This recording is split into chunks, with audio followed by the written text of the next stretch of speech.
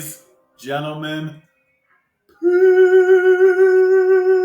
in between. Welcome one and welcome all to episode 150 of the Arsenal Cannon Podcast. Folks, you know how we do things here if you're a frequent flyer, and if you're new here, probably ain't the best episode to start, to be honest. Or maybe it is. Maybe it is. I don't know if it'll get much better than today. It'll probably be the last episode of this podcast ever because we'll all just die. And you'll see why. Trust me.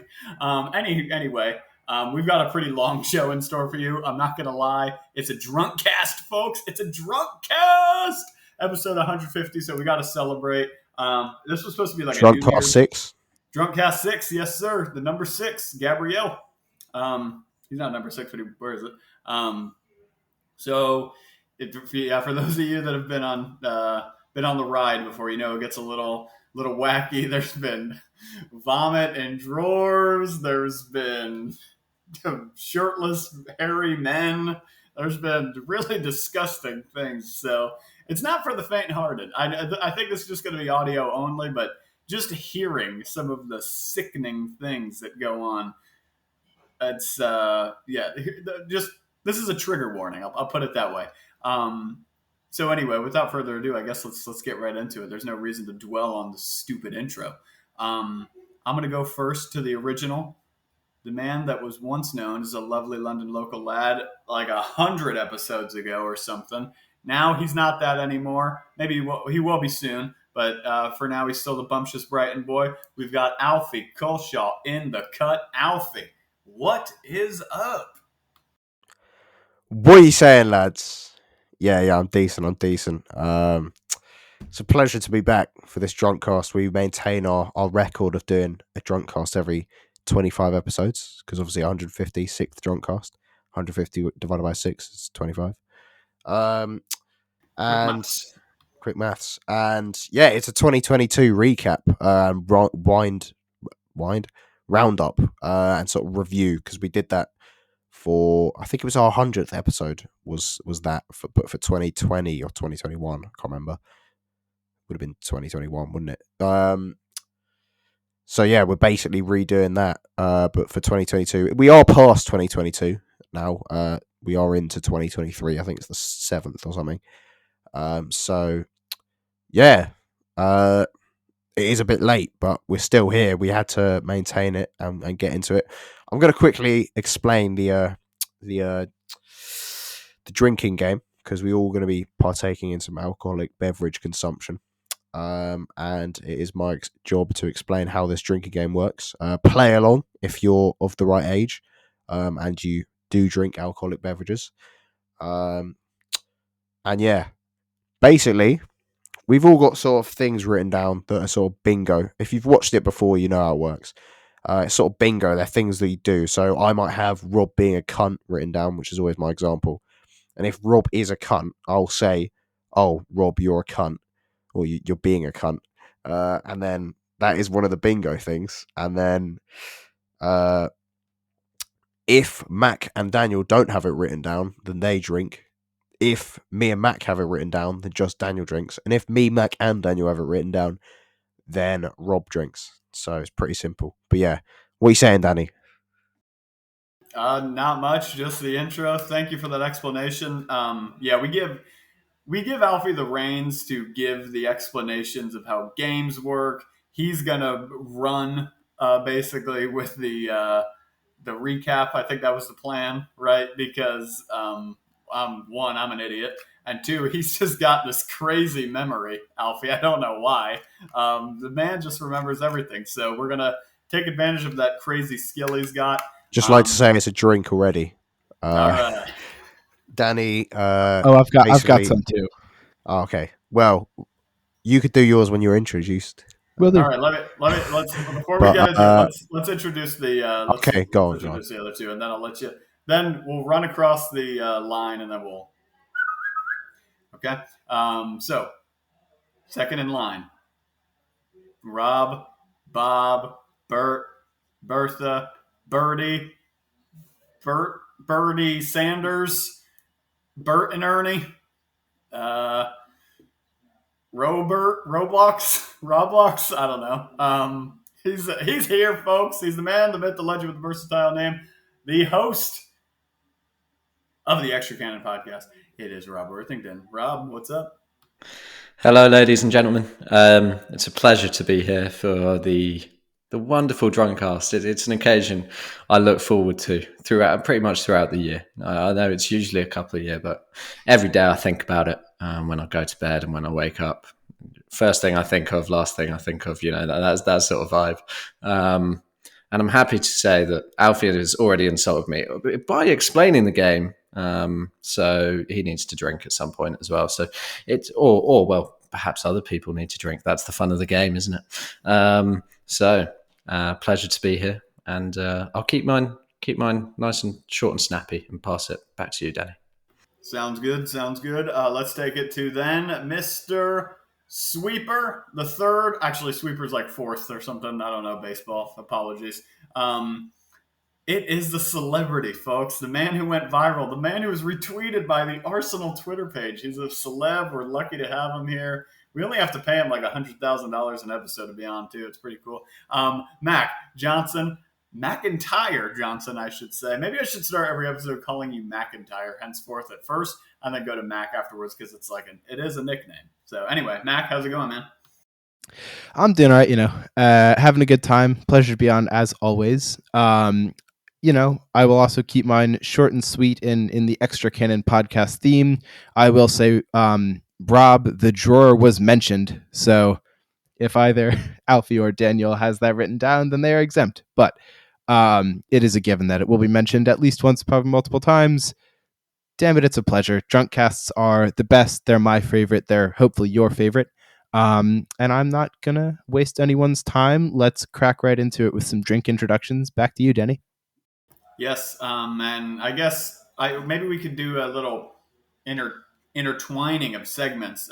While introducing our drinks, I hear that we've already got some drinks that need to be taken. So Alfie, we'll go right back to you, my friend. You were the first one to come out and say that you've got some dirt on us. So what do you got, dude?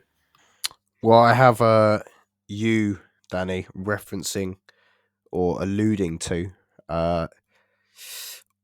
your low intelligence. In your own words, I think you're very intelligent. Yeah, or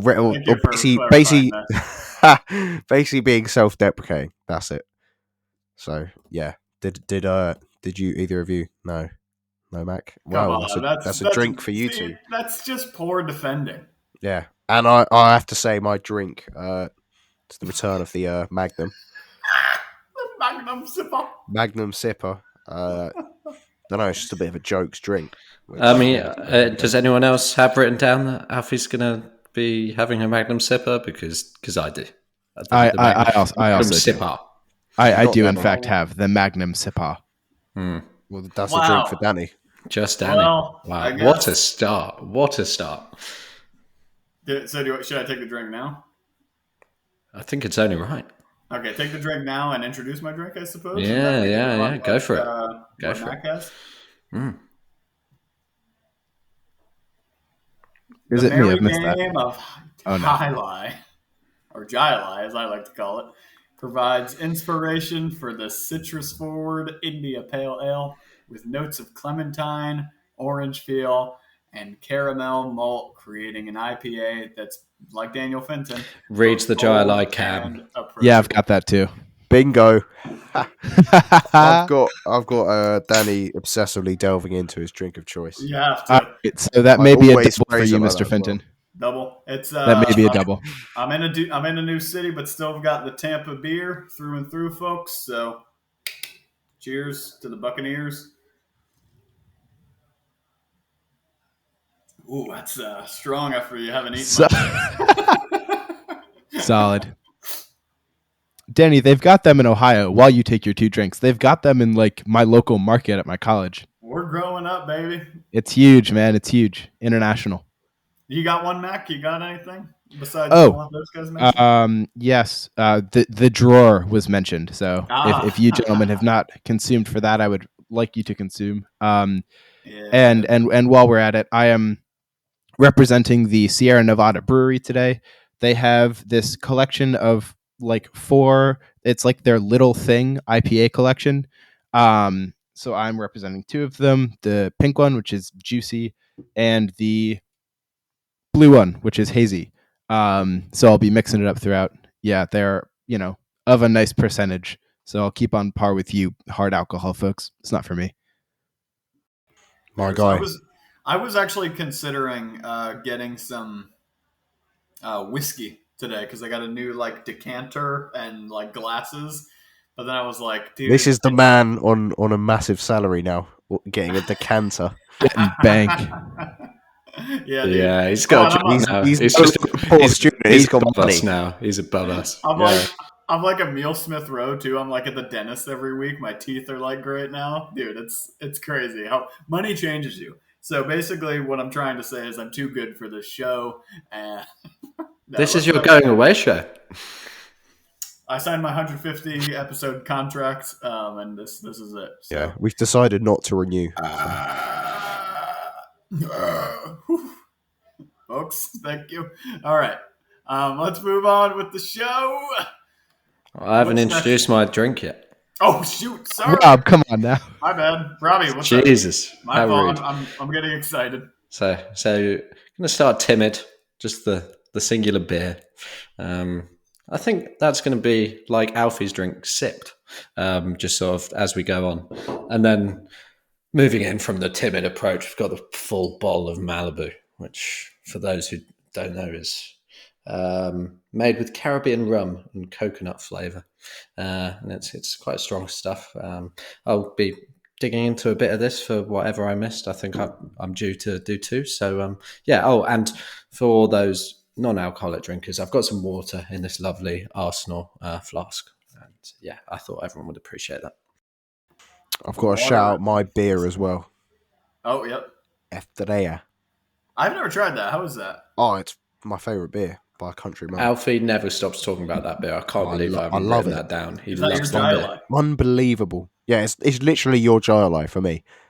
All right, I'll try it. You're coming here and I'm going there. We're each yes, we'll do a swap thing. Alf, did you have that on last time? What, Estrella? Yeah. Potentially.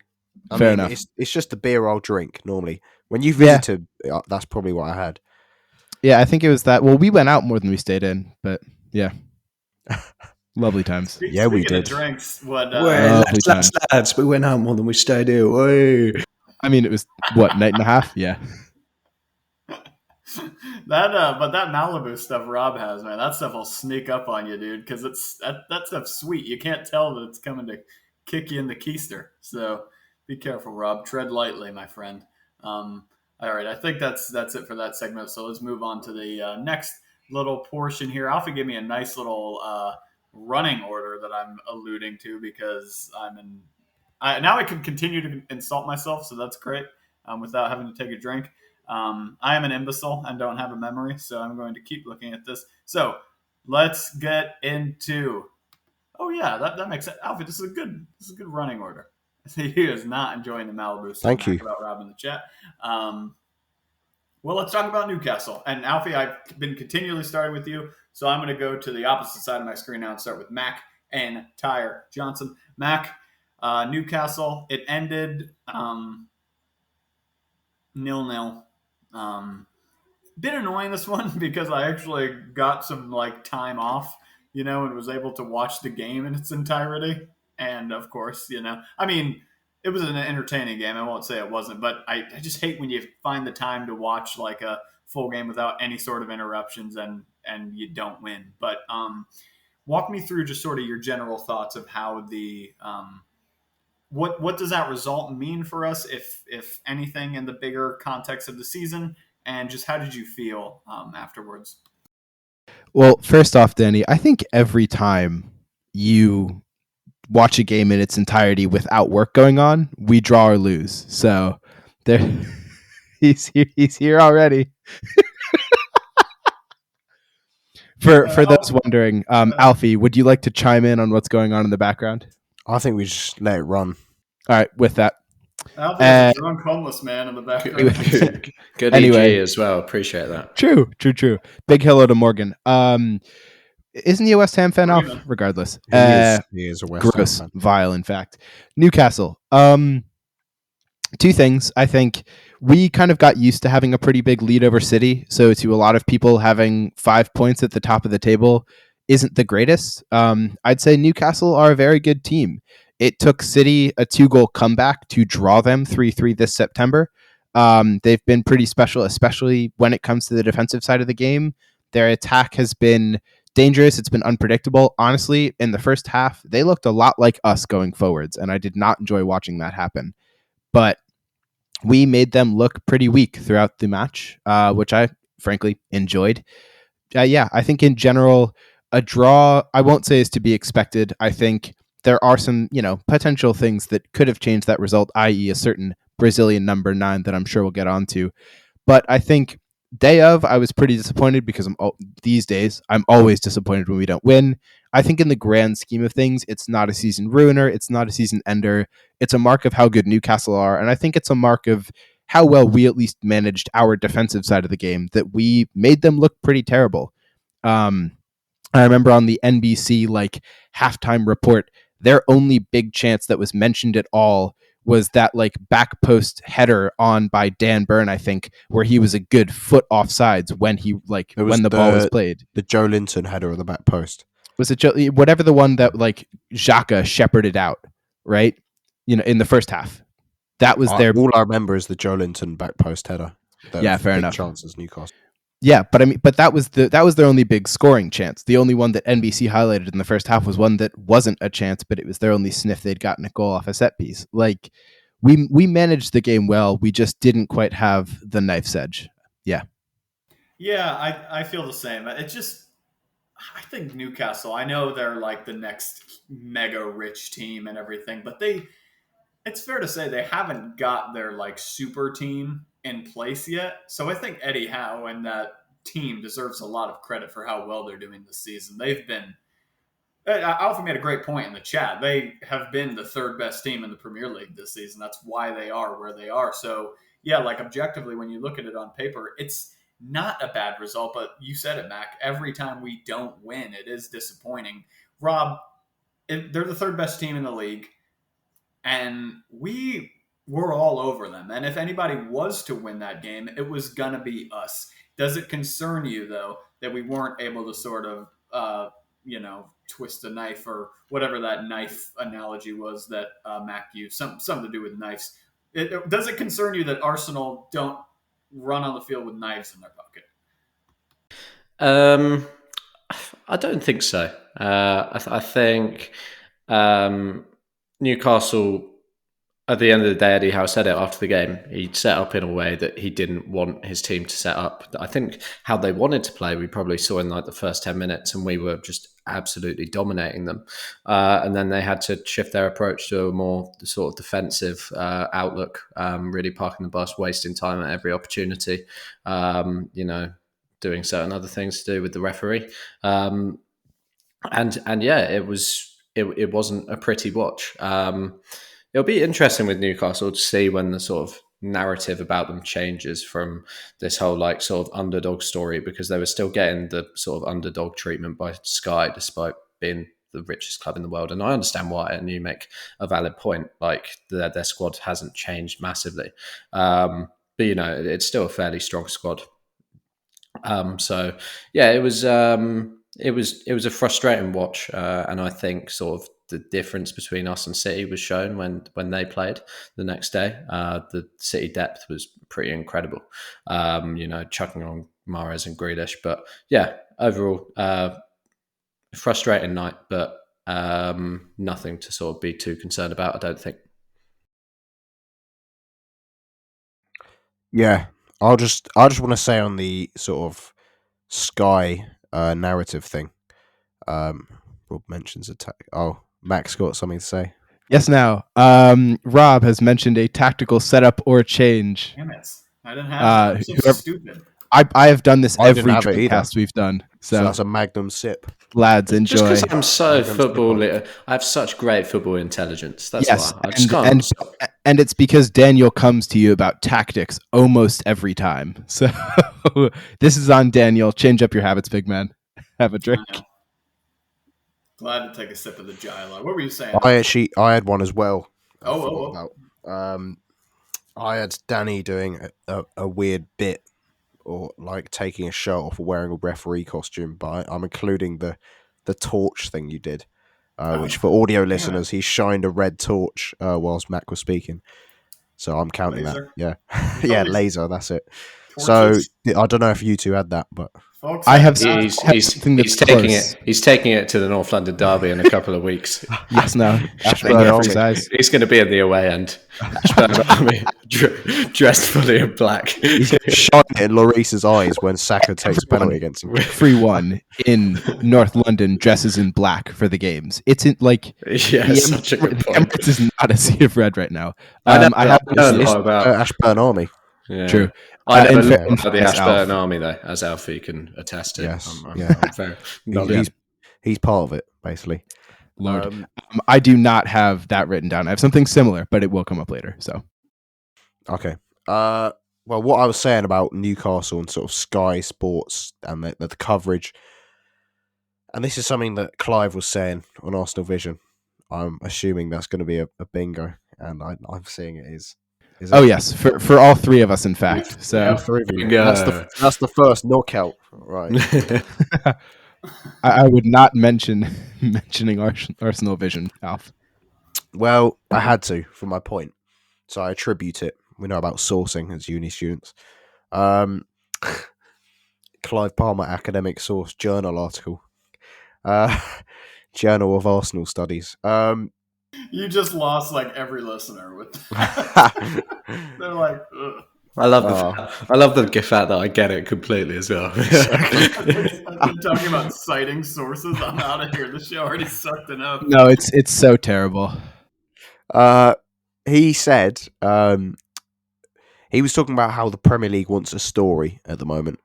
It's had City and Liverpool as sort of they're battling out their battle, and it's sort of become us this season as the sort of newcomers for the top four race, for the title race.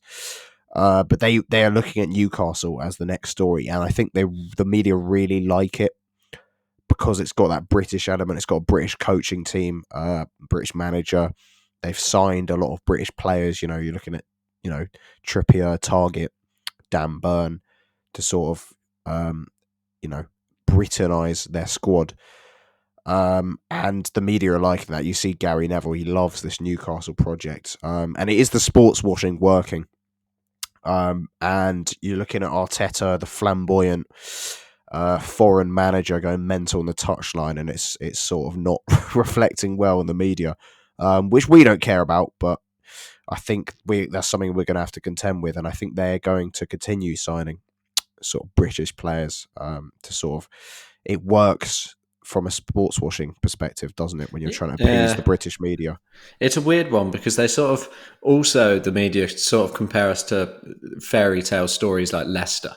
Like, our squad is so much better than Leicester's was when they won the league, and we're actually we're nothing like them. No, we're an efficient footballing side who our only limitation really is probably depth. And so is theirs, in fairness. Yeah, exactly. But the way we play is incomparable, and it's sustainable. I think that's the main thing.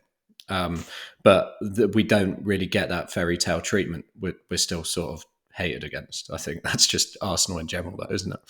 And I think, we haven't necessarily helped ourselves in terms of the image we've created as like perennial fourth into slide down the table. There's something about a big club falling that catches a lot of attention.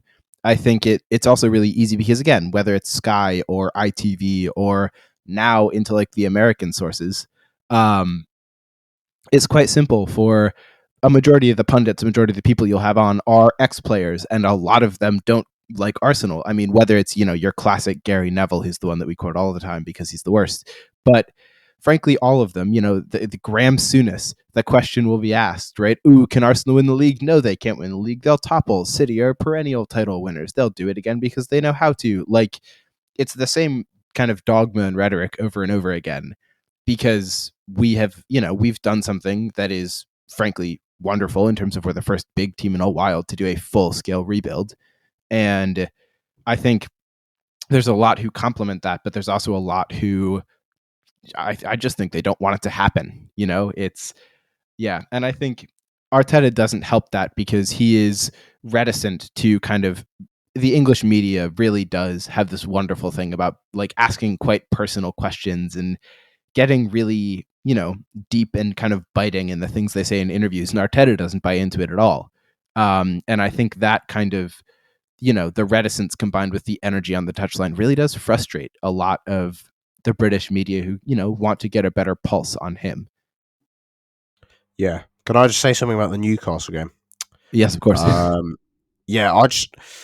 They came to disrupt our flow, disrupt the momentum of the game. It was the rotational fouling, and the issue with rotational fouling is that, the referee can't book 11 players for making one single foul, can they? Which is the problem, which is why rotational fouling is so effective.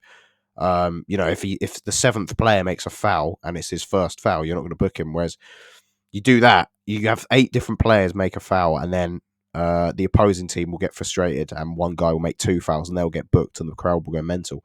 And they rotationally fouled really well. They wasted time a lot. They were trying to get the ball out of play. In the end, obviously, the ball was only in play for 53 minutes. There's been a lot made of that, and I think it's a sign of respect. It shows where we are as a team. That you've come to play the team top of the league, and you've come to sort of disrupt the momentum, and you're the third best team in the league going forward as well. And you've come to play like that. That shows how good we are and how highly rated we are. It's going to be something we're going to have to face a lot more of, these teams sitting in and playing very low blocks. And part of it is that we made them play like that, as Arteta alluded to and Eddie Howe alluded to. We made them play like that. But as Danny was saying, it's not the end of the world, and that they are the third best team in the Premier League. And, it's going to be difficult to break that sort of team down. When we get other teams, we should be easy and we should be rolling them over. So I'm not too bothered. I just think we lacked a cutting edge in the final third. We completely dominated the possession and territory in the first 2/3 of the pitch. It was just that final third where we were lacking something in close quarters. I thought there's been a lot made of the subs and the lack of substitutions. And I think maybe if we're in like April and the title's sort of reaching a climax and we're chasing a goal, maybe Arteta makes sort of a Xhaka for Vieira and brings someone on who's slightly more natural in those advanced areas. But because we're in January, he can afford to be a bit more pragmatic and go, okay, we want to win this game, but a 0-0 isn't a disaster in the sort of grand scheme of things, and we'll take it and move on. Yeah, and I think with the subs, I mean, maybe I am just conspiracy theorizing a little bit, but I do think it did seem a little bit pointed. I don't. I know that a big That's argument. what I thought, but then I heard someone make the point is like, do you do that when you're chasing a title? Like, do you do that, or do you just make a sub if you think like you make a sub if you think it has any chance of improving you when you're in a title True. race? If we're battling for like top 4, it might be a bit different. Yeah, I guess they mentioned this in the Arscast actually is that who is he going to come on for? Do you really want to take Odegaard off in the form he's in? Do you really want to take the Starboy Saka off? No. Do you really want to take Jacques off? No. But So that's why I thought, just from an yeah, attacking sense, the one change, because I thought Xhaka was taking up, I think Rob said it in the group chat, he was taking up some very good positions, but he looked a bit sort of flat-footed or not having the technique in the tight spaces to sort of deal with that. And someone like Vieira, as much as we talk about Xhaka in other phases of the pitch, Vieira might have been better suited to that. But he had to be a bit more pragmatic and realise the threat that Newcastle pose in set pieces and how Xhaka can, help us defend them and sort of drop in a bit and do more defensive work than Vieira might have done. But if we were chasing a goal in sort of April, May, then maybe he would have made that sub. definitely. And yeah, that's again, that just sort of circles back to Newcastle being the third best team in the league. You do have to remember that. I mean, this is a team that could have just come out of. I mean, dude, they brought Saint Maximin off the bench. When I saw him running onto the pitch, I was like, oh, come on. Ultimately, he didn't really do anything, but when you see a scary, speedy, sort of player like him coming on in the latter stages of a match, you're like, son of a bitch. I will say too, you mentioned the like just sort of play style of Newcastle. And while I do think we sort of forced them into submission in a way and made them play like that, I do also think that they came there with that game plan. I think the Emirates is just so difficult to play in, and most teams in the world would come there and love to do what Newcastle did and just try to play for a draw. So I think I felt like they came and thought we'll try right at the start and see what happens, and then we sort of looked like we could run riot within the first 10 minutes, and they were like, "Nah, fuck it, we'll just play how we think we should," and just probably. I mean, yeah. Rob, just to close out the Newcastle discussion, and then we'll get into the next segment, which I'm particularly excited for. And this will sort of segue us into it. Do you think that this match will sort of show the guys upstairs, i.e. the board, that this team needs reinforcements if we are to push? Obviously, right now we are challenging. It's not. Well, we're at the top of the league, so we're not even challenging right now. We're at the top. But the only way for us to continue in that way and to continue in our title pursuit is to make those signings. Do you think that this sort of served as like a perfect example for Arteta to maybe get some of those new attacking players in? Which, spoiler alert, that's the next segment. Yeah, I mean, I did already allude to it in that, we saw what City did a few nights after our draw. Imagine if we had the players of their calibre that they do have out on the bench every week. But I don't know. I think everyone at the club would have been aware already that we've been pretty lucky during the first half of the season, especially considering how we usually are, to have none of Saka, Jesus, Martinelli. Even Partey hasn't, touch wood with Partey, but he hasn't had a lengthy spell on the sidelines yet this season. Probably, up there with our four most important players. I think everyone knew that these players needed sort of backups. We've heard that during the World Cup, Arteta went over to see the Cronkies and talked about these things. These plans would have already been in place. Sounds like we're after two attackers, and I suppose that's how we'll segue on to the next section. It is, Mac. We know the names. I'm going to ask you this: point blank, simple. Is it possible? Even. I mean, we're excited. We obviously. I know about the one player, which we'll get into this. We've had a whole podcast about this guy, but I think he's definitely worth talking about because there's a transfer saga like we've never seen the Mudryk one, so we have to talk about it. But the other guy's obviously Joao Felix. We're getting excited over our chase of both of these exciting players. I think you could definitely describe them both as that. Whether or not you think Mudryk would be a good signing or not, I think you could definitely categorize him as an exciting signing if we were to bring him in. Is it even possible, though, Mac? I mean, the figures being discussed with these guys are absolutely enormous. I mean, I saw that a report said that the Felix loan fee has gone down a little bit. I'm not sure if that's actually true or not, or if that would, you can't even tell because these rumors are both so prevalent that even the absolute rags of media outlets are putting out stuff about him. But regardless of what happens, the financial implications of both of these deals are going to be, as Alfie would say, extortionate. Yeah, you're right, Danny. And I think, the outlay for Felix right now, I'll just start there, looks like 8 million. 8 million pound specifically is what like the commonly quoted Twitter figure is, so I'm just going to stick with it. But that is the loan fee that everyone thinks is up there. I think that's a little absurd. I mean, if that's like an outlay for wages, entirely understood, but that is, okay, yes, I understand, and I've just looked it up so that I can get this number right. I entirely understand the fact that Atletico Madrid spent 130 some odd million for the kid, right? That is a lot of money that they now have to recoup. But I think 8 million for a player who is not a central part of their rotation is a little ridiculous. In terms They're not of going to recoup any of that, though. exactly, Very ever little at of it. all. Yeah. In terms of can it happen? Yes, Joao Felix can happen. Only if the club believe that the 8, 10, whatever million outlay is worth it for the success and depth that he would bring us. That's my opinion on him. I think he could do a job. I'm not entirely excited about it because he has proven himself inconsistent. But frankly, he's a really talented player. He brings a lot to the squad. I wouldn't be against it if the club think it's the right decision. Now, moving on to someone like Mudryk. Can it happen? Yes. Is it more likely to happen than Joao Felix? In my mind, yes. And I think finally, I think this more from the player's side than anything else. Mudryk has told Shakhtar that he is not moving to Chelsea, that he does not want to, that he has no interest in doing so, which means that the player's vested interest is in a move away.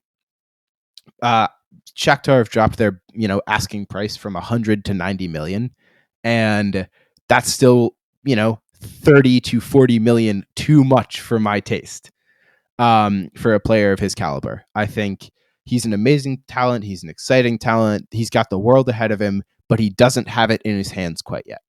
And I do think he brings amazing depth that we, again, need.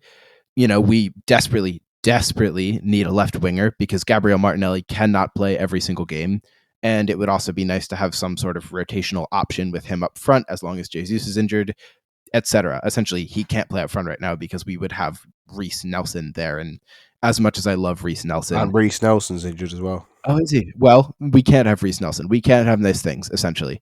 My point is that if the club are willing to outlay, I think right now it's looking like 70 million for Mykhaylo Mudryk plus some add-ons, then they should do that. I don't think it's worth it.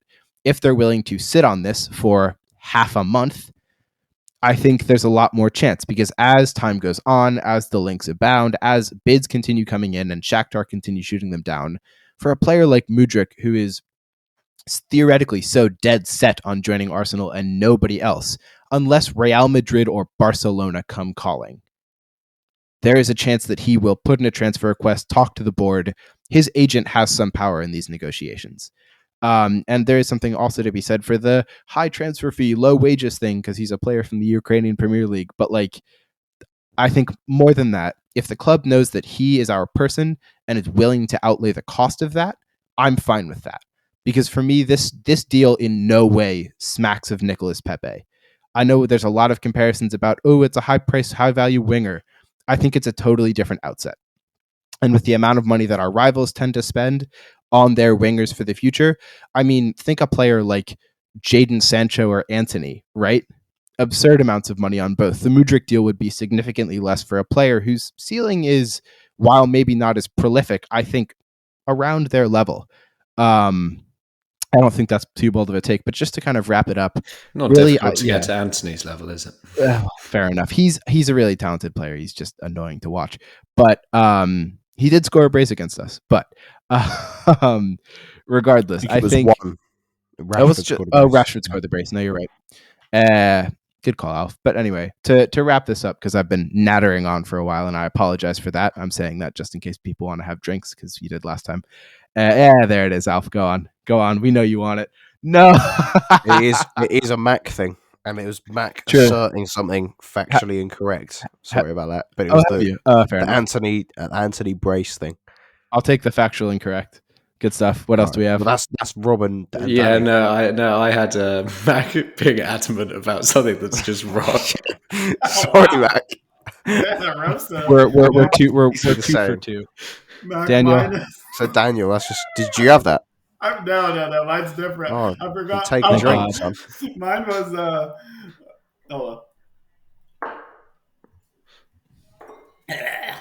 Mine was Mac saying some old guy shit, and that would be nattering on. Love that for me. I did have that, to be fair. The roast of the celebrity commences. Hey, jump in line. Enjoy your drinks, boys. By the way, guys, Arsenal haven't tweeted about this guy in a really long time. Should we? I know. Yeah, what's going on? I thought we had some sort star of is fading. Mac, I think you make a really good point about the comparison to Pepe, and I've been holding that belief for a long time, and I don't think you can compare those two players at all, genuinely, because like for all the good that Pepe had, and maybe I'm being a bit daft in saying this or whatever, but I just don't think Pepe was actually like the best athlete, really. And I think he had like the tech. He had bags of technical quality, but maybe just not like that sort of venom physically to dominate in the Premier League. And I think Mudryk is kind of the opposite. You know, he seems like maybe he has all of the power to be able to dominate in the Premier League, and maybe he just needs to refine his skill a little bit. And I personally think it's significantly easier to teach that sort of, you know, or maybe not teach, maybe teach is the wrong word. I think it's significantly easier to refine skill and sort of like, you know, that kind of stuff than it is to make a player a better athlete. I think you're either just kind of fast or you're really not. And Mudryk looks to be one of the quickest wingers out there. So I think it's totally different. I'm not so sure, though, about the fee, man. I just think these numbers being asked for from Shakhtar just seem a little bit crazy. And I know Alfie and Rob in particular are quite I don't want to say against. I feel like against is the wrong word, but you've both spoken out against this deal. So I'm going to ask you both a sort of similar, like simple question like I asked Mac, but it's going to be just reworded a little bit. I asked Mac, can it happen? Rob, I want to come to you with a little more. I want your point blank sort of like logical left brain answer to this. And this is for Mudryk and Felix, by the way. Will it happen? I think there's a lot of momentum behind Mudryk, and it will happen. That's just my gut feeling on it. I think Shakhtar are playing a big game, acting sort of all big balls, and really, they're a Champions League club at the end of the day with a decent reputation. But I think after a while, the money's going to talk, and they're going to take that money. And as I tweeted about the other day, Mudryk isn't going to turn up for training in a few days, and that is going to be quite important. So I do see Mudryk happening. It'll just get forced through in whatever way possible. As for Felix, I've got no idea. I couldn't tell you whether that one's going to happen. I think the reporting on it seems much more vague. Might be one of those which just sort of happens out of nowhere, or one of those which just sort of fizzles out. My guess personally would be that one fizzles out. Yeah, I think I fully agree. I was going to say, I think Mudryk will happen. I think we'll probably pay a little bit too much for him. I don't think this board, and I don't think Arteta is scared to pay big money for players that maybe us supporters question. Think about Aaron Ramsdale. Did anybody question? Look at how many people questioned that. Yeah, we all questioned it, definitely. Exactly. Ben White, $50 million. We're like, what? And we got it done. So not anymore. He's been amazing. I mean, come on, him and Ramsdale, like those were amazing. And obviously, the figure for Mudryk is significantly larger, so it'll be a little bit more difficult for him. But still, I mean, I don't think this board is scared. And my kind of thoughts on Mudryk, while yes, I think it's too much, I just trust them at this point. Maybe not the board per se, but like Arteta and Edu, they seem like they know what they're doing. So I'm gonna back them. I'm gonna back what they believe. Alfie, just sort of to come to you. I asked Mac, can it? I asked Rob, will it? I'm gonna ask you, should it happen? Should Felix and Mudryk happen? I mean, this is excellent hosting. I might just say, I like it. I like it. I don't want to give too much away because I am planning on doing a bumper Mudryk video tomorrow, and I have a lot planned for that. I have a good title planned, but I have a lot. I've watched a lot of this player, and when I say a lot, I'm not talking about sort of 5 to 10 minute YouTube highlights of the best things he's ever done in his career, which is what most people base it off, which is fair enough. Maybe you should at me next time. But that's what everyone is based. And I mean, to be fair, what else are you going to have seen apart from maybe some? I don't know. You might have seen the odd game from him from Ukraine, or I mean, he's only played for Ukraine 8 times, but you might have seen him playing in the Champions League this season. And that's why there's a lot of hype around him, because his best action highlights playlist is absolutely blistering to watch. It's explosive. I've watched, I think it's about an hour footage on the Arsenal Vision Scouting, and this is what my video is going to be about. And it's not just the best things he's done. There's a lot of sort of dull playlists like attacking duels and stuff like that, where he's just sort of competing in a 50-50. Sometimes he doesn't even touch the ball in these clips. It's quite dull to watch, but I put the graft in and watched it so I could make this video. And I'm going to hopefully provide some insight in that video. But for me, the fee is absolutely ludicrous. Like what Shakhtar are asking for. And I mean, we can only have United to blame. Honestly, fuck them and Chelsea for absolutely extorting the market on players by just paying absolute like king's ransoms for players who just aren't worth anywhere near that valuation. We have been guilty of it on a couple of occasions, but we are absolutely nowhere near in the same ballpark as Chelsea and United have just ruined it for everyone else. Cucurella, man. Cucurella. I mean, Cucurella, £62 million.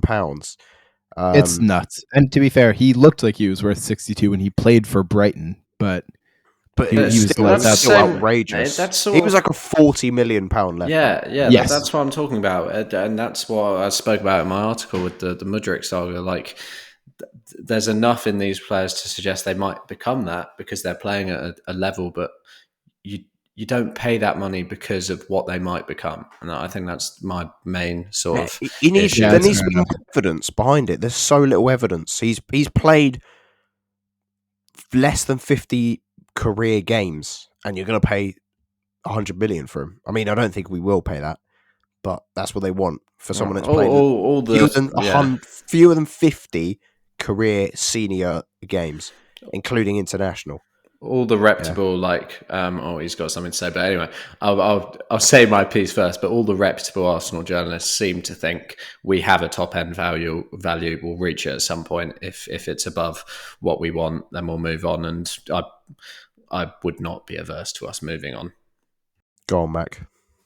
All right, I think I may have two here. Can't lie, boys. First one for Alfie.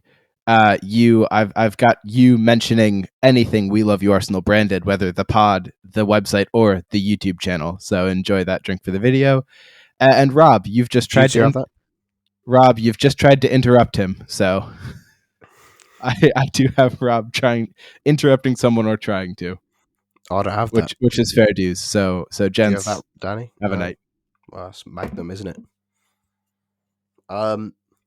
Also, the thing you said, Danny, about trusting the club is something that I understand, but I don't like that approach, because I think then you're sort of, if you just sort of blindly trust the club with everything, and I get it, like they have a lot more information than we do, like they know more than what they know what they're doing. But then you're basically saying you can't debate any player if you're just trusting the club for everything because they got a few transfers right. I don't know. I get what you mean, but I think, yes, you can trust the club, but and they may well end up being right, but there's also like a very good chance that they overpay for him and he's just not worth it. Yeah, so. I also think, and this isn't to like not the club in any way, but apart from like maybe Tomiyasu, I think Turner's turned out pretty good as well. We're yet to see with Fabio in Vieira. Like the 3 games we've seen him play, in fairness. But good keeper. To be fair, actually no. I'm stretching it, but Ramsdale is sort of the pinnacle of them for me. Because Ramsdale, it was like so hard to see in the scouting that he was going to be so good at his. But I think it's fair to say a lot of them especially like the ones who have slotted in perfectly, they were certain to, because they either had played for us before, which was the case for Ødegaard, or they played for City. And and I think Ben White is also an exception, but everyone, like, speak to anyone in football, everyone knew Ben White was very talented. But I just think the fee was in question. Yeah, you have to give them credit because no one would have thought that fee, and they I agree. I agree with that. Which is, you have to, to be fair, now that we're speaking about it, I think you do have to appreciate how well they have done, because the recruitment has been tough. We haven't just been able to go out and buy the big names. But yeah, I think this one is sort of like the most unknown, and that is scary, obviously. So, Alfie, you questioned it a little bit. So, with regard to the sort of should it happen thing, what's your limit? How much do you think we should pay for this guy? If you watched all this footage of him, I trust your sort of analysis on it because you're a fucking nerd. So, how much do you think we should pay for this? He just reminds me of like a little, just from his look, I guess you could say. He's a cool guy. Kind of reminds me of like a Ukrainian Neymar, and I know that's going to get me, that's going to get someone a drink, so you're welcome. Well, there's two for me now. He's called Alfie a nerd. You do that a lot. And you've like referred to like someone's sort of appearance. So yes, I have that. Nice. I'm 0 for 2 on that one, lads. Mac. Oh, Mac. I've got some classics here, just none of them. Well, I didn't have the Danny calling me a nerd, so I guess he does that a lot. He does, in fairness. It's quite rude. It's quite rude. Sorry, Alfie. No. Good job. It's true, isn't it? Good job. It's his last podcast, eh? Yeah, we've axed him. Dude, I genuinely, Alfie, I don't know if I've ever put that much effort into anything. Just you saying, "Oh, I watched a video that was boring." I was like, I've never done that. If like a video gets boring, I just turn it off. So kudos to you. I was committed to the cause. Some of it was just interesting to see what we're sort of getting ourselves into if we do sign him. I heard that Alfie was looking to sign an up and coming podcaster Max Mishkon on a permanent deal for about 50 million to replace Daniel. I think he has the potential. Signing.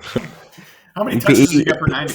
Brilliantly on the stats. So he's got great XP, expected podcasts. Yeah, great expected insight. Long future. You're only as good as your last insight. So yeah. What's your price for Mudryk, Alfie? See, I think his actual value at the moment, based on what he's produced, is probably like 35 million, maybe 40. But I think, just because of the hype and some of the stuff he's done in the Champions League, and the fact that the club really probably see, what he could bring in the long term, and you're sort of investing in that raw pace, which is just such an exciting attribute to have. I don't know. I think I understand why I mean, Daniel James is a classic example of how they're very different players, though. They are. I'm not comparing them. I know he's got more about him than Daniel James, but that isn't a good example of how just having pace doesn't mean anything really, because you have to be able to do something with the pace. But he is a lot better than Daniel James. But I don't know. I think 50 million, 60 million. I understand why the club might go up to that. I mean, they've already offered that, or probably more than that. So yeah. Also, Joao Felix, 100%. 100%. I would love Joao Felix. So I read something. I don't know if it's true. But what would your thoughts be on this sort of like a thing where maybe the loan deal is like 8-9 million or something, and then there's an obligation to buy for 70 million? What would you think about that? I wouldn't want to commit to an obligation on a player who has, I wouldn't say he's underwhelmed at Atletico, but I mean, I guess compared to the price tag, but it was ridiculous to think he would ever get near that. But, why did he ever go to Atletico? It was who advised him? I just want to see this guy enjoying playing football again in a proper attacking setup. I know they're different players. I like the idea of us sort of trying to fix lost soldiers, like we did with Ødegaard. Yes, love that narrative. That's a beautiful analogy too. Incoming Finton's frolic. It reminds me a little bit of I know they're totally different players, but of Vlahovic. Like, why did he go to Juventus?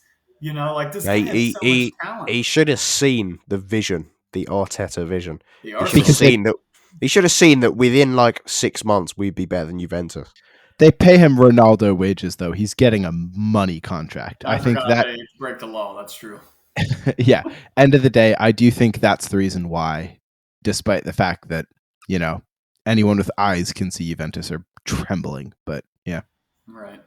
Well, they beat us a few weeks ago, lads. Let's not get ahead of ourselves. Yeah, but did you see that game? Did you see that game? I mean, horrible. It was just attack versus defense, and then they scored 2 unbelievably fortunate goals. In didn't they lose to Maccabi as well in the Champions League this season? Yes, they did. Maccabi, yeah. In fairness, though, that's like Real Madrid losing to Sheriff. They did go on to win it, but True. But I mean, Juventus aren't going to go. I mean, they're out, aren't they? Yeah, they're not even in the Europa, are they? Or are they in the Europa? I think they are. Are they? I'd love to play them in the Europa. When's the qualifying stage for that, lads? This is actually a question. When is like the little playoff qualifying stage for the next? Also are playing United in February. Oh, lovely. Oh, that's so exciting. That's amazing. It's going to be hilarious. Yeah, we don't come back until March, actually, in the Europa League. Good God. I mean, I know the season's delayed, but come on. The Extra Cannon podcast is struggling after this. It's good in that we get more bankruptcy. Premier League fixtures without midweek fixtures. Yeah, true say. Well, this is the point, folks, where that segment right there, that 56-minute 35 segment, would have basically been like a regular podcast right there. That's when I would have said, let's draw this bad boy to a close. But this is when, folks, it becomes the Arsenal Cannon podcast after dark. Alfie just did a little stretch because he's ready to take over. Good for you. While you're kind of running through it, I'm actually going to run to the refrigerator and grab 2 beers real quick because I've just noticed I'm not right next to my fridge. So this is an issue considering I've got. What a shit studio, Daniel! What a shit studio! God, so, take you back. What an idiot! What a damn. Well, that's highly unfortunate. I will. This is tangential, but I'll allow it in. Right. Daniel talks about his apartment and the things. I love talking about my overpriced apartment. That is a really good one to go for. I didn't have that. I feel like far the best of this. Yeah, listen. Intelligent. I go for things that are quite general. So, like fucking Rob talking about tactics. Like it's one of them where it's gonna happen at some point. I go for slam dunks. But anywho, yeah, exactly, 100%. Go grab your beers, Danny.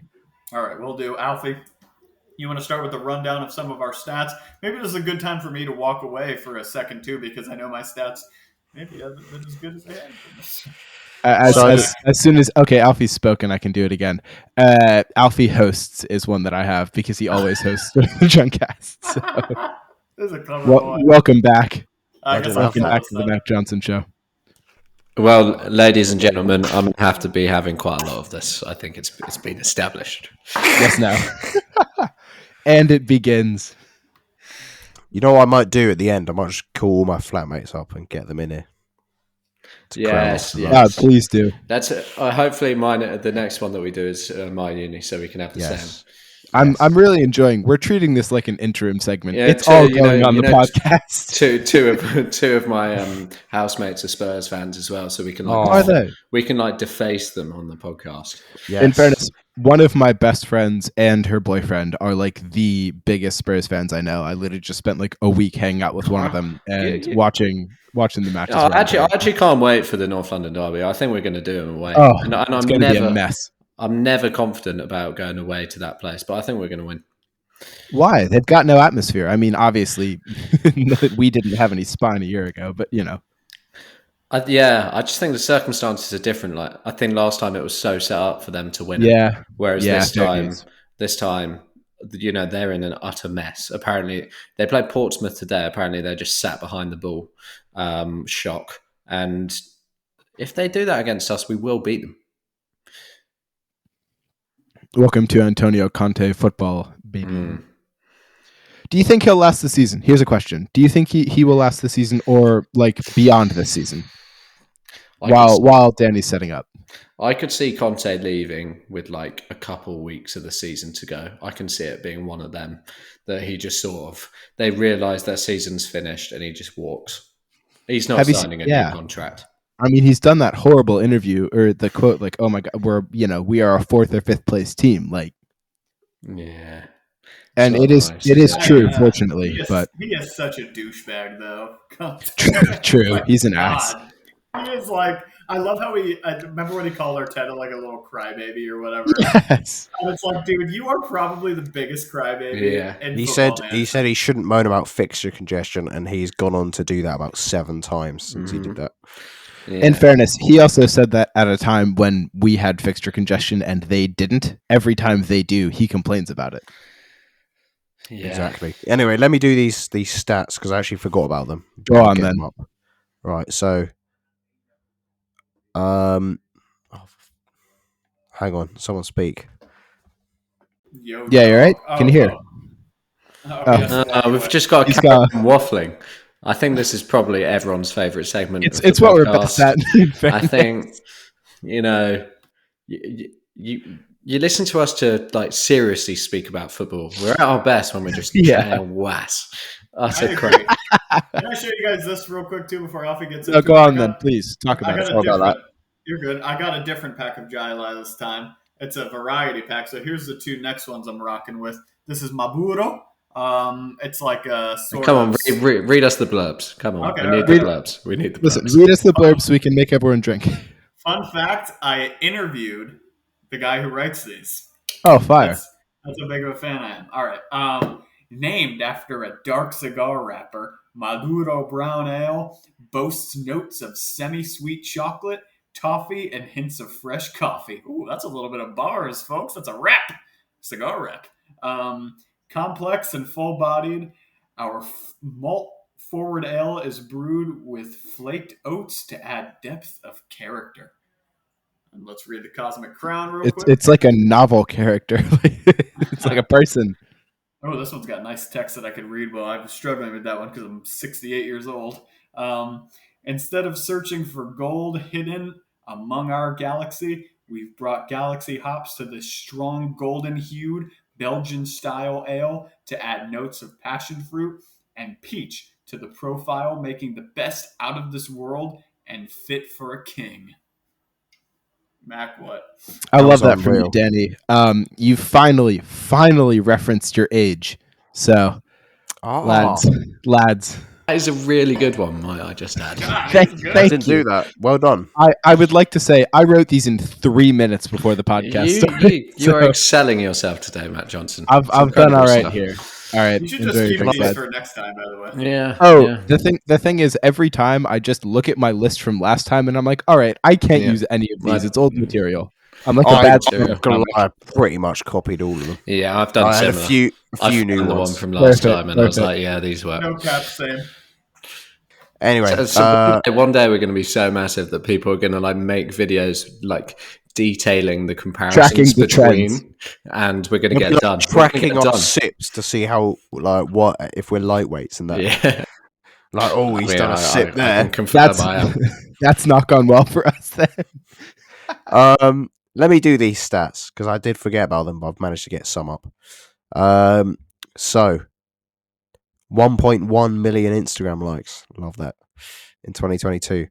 141 articles published on the site, which is a bit of a step down from the previous year, but it's good effort. Well done, lads. Can I just add, if you read the year in review, you'll understand why. Yes, read that. Marketing opportunity of a lifetime. 25,000 site visits from 117 different countries. Didn't even know there were that many. That's kind of crazy. That is mental. I thought there was like 9. Mate, it's just America for you. That's it.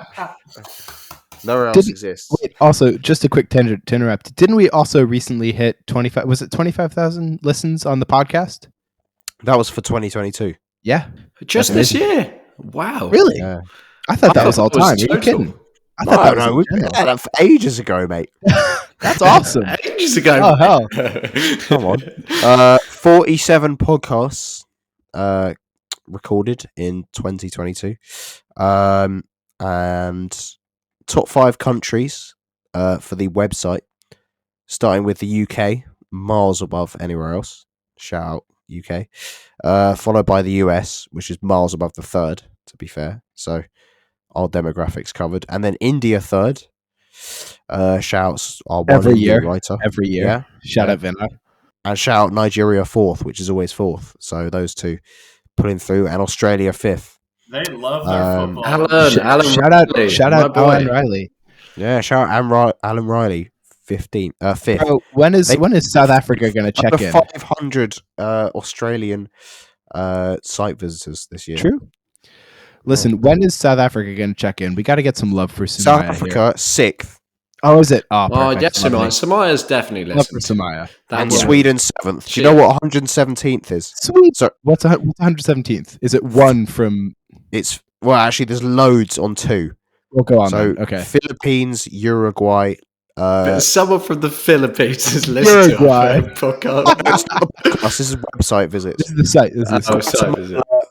Georgia, Sudan, Venezuela, Panama, Angola, Uzbekistan, Ivory Coast, Botswana, Bosnia, Latvia, Jordan, Taiwan, Algeria, Cambodia, Seychelles. Shout out the Seychelles, man. That's huge.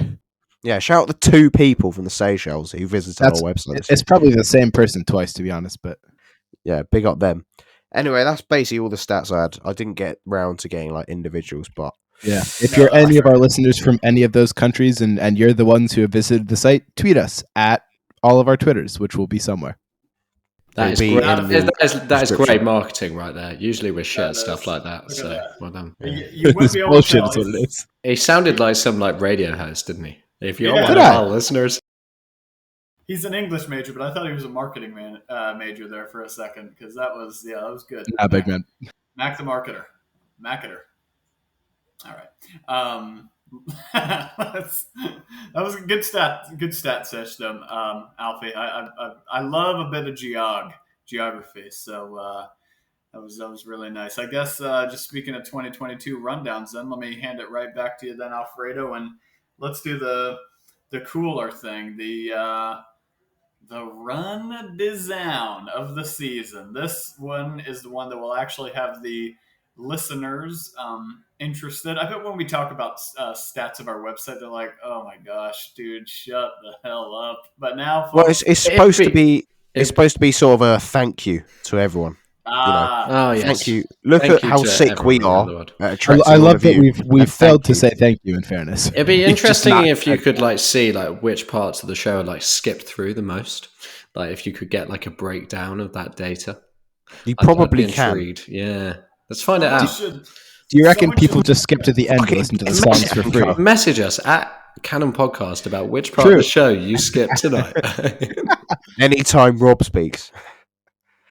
No, I was gonna say Any intro after Alfie's? Sorry, I need to put my hand up. That is insulting behaviour from Alfie Culshaw towards any cast member, and Well, therefore drink then.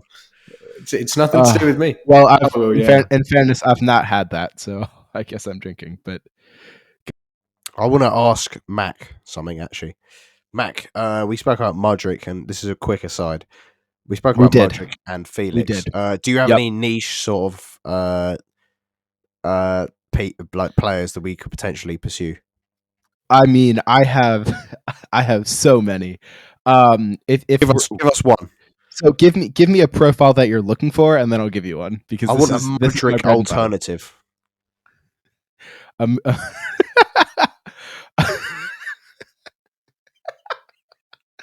Okay. Do not let him do this. Do not let him.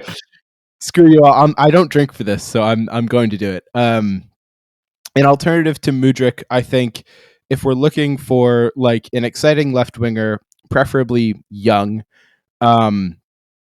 good profile. There is he's been linked to Manchester United recently for some reason. Plays in the Dutch league. Noah Long, if you've heard of him, can play either side. Really good player, good physical profile. Happy days. All right, we've got hands raised. Go on then. I mean, so mine is I actually don't know. I've if got Noah Long is that- two. I've got I don't know if two. Noah Long is that mine obscure. is Mac either. sort of referring to sort of quite a niche player, and I know He's not that niche, but he's not that niche, but I think he's just about niche enough to qualify for this. yeah, fair dues. Go on. What do we have here, folks? I've got goes on a tangent about quite an irrelevant player. I didn't start it. That's not fair. That's a bit harsh on Noah Lang. And then, Mate, I said pronounces a player's name in a wacky way because, like, long. Yeah. No, it's I pronounce them how they're meant to be pronounced. No, Noah Long is the Dutch no. It's the Dutch pronunciation of it. You laugh. Well, Fair we're enough, Dutch, are we? Well, that's my two. No, I just thought I'd shut say. up. Mate, I had a mate you in go on, primary then. school whose surname was Lang. And it was Lang. Yeah, I had someone called Langley, but Fair. different. Daniel, go on. What did you have? I've got so many hands. I just had the mentioning of an obscure player, but now I don't know if could he be considered obscure, because I feel like he's sort of. He should. feel He plays in an anyone- obscure league. Yeah. I think an obscure player is like an average Premier League fan wouldn't know who he is, and I don't think Sure. many would. I think that fits into that category. Yeah. Go on. Anyway, then. carry on. Carry on Playing speaking the about him. Belgian league, then you can be considered quite obscure. Well, if you need a drink for Disrespect correctness, to yeah. Sambi Lakonga. Jesus Christ. Yeah. Well, in fairness, I didn't know who he was before you got him, but enjoy all of your drinks, lads. I just for the sake of Alfie, I will continue with Mudryk alternatives. It's really difficult to find players who are quite quick. And just to stroke Alfie's ego for a second, one that I think not a lot of people know, but that he's been very high on, and that frankly is a really good player, is Jesper Lindstrom for Eintracht Frankfurt. Yes. So after you mentioned him to me, Alf, I'm a big Bundesliga fan, but I've watched it less this year. And as we've kind of stepped into it, a little bit more, as you keep mentioning him, I went and looked, and he's really good. He's got this like poise when carrying the ball that I think a lot of really tricky, speedy wingers lack.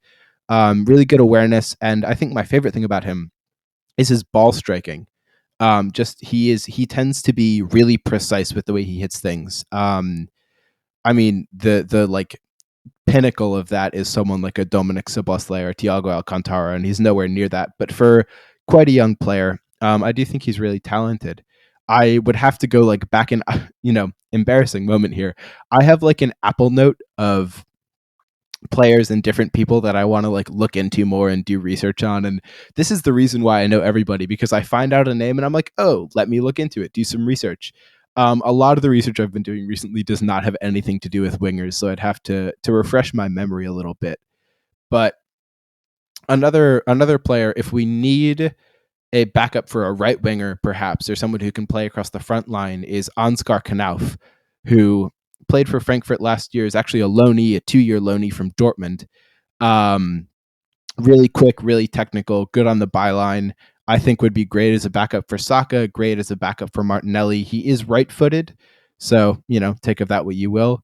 But young German prospect, really talented, big fan. I'll leave it at that. That is much more of a niche shout, I think. Yeah, there we go. That was very on brand, Mac. Yeah, can I ask who the shout was? I don't need you to go in detail. But the shout was Ansgar Knauf for Frankfurt Dortmund loanee. It's a stud. It's a stud. Anyway, that's Mac's ramble for the night. My shout is Amari Hutchinson. Wasn't he great for Chelsea? He was terrible against City. He was so bad. I think he maybe completed Mkhitaryan. He completed like one, maybe two of his passes. It was genuinely horrific. All right.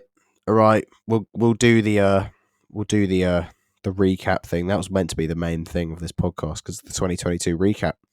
So we'll start an hour 15 in. Yeah, mate, it's the drunkcast. Yeah, these are like.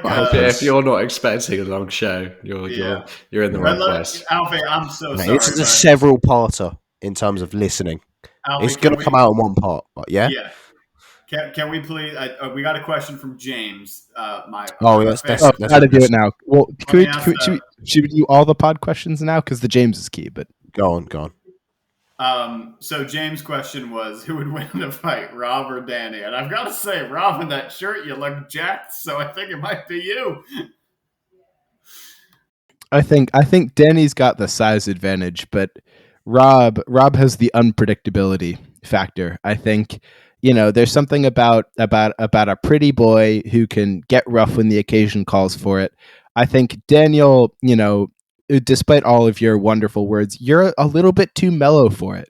I He's a feel like gentle you're giant. I agree. yes. I think we'd both end up hugging each other if I'm being honest. That's fair. But also, honestly. Rob has done boxing.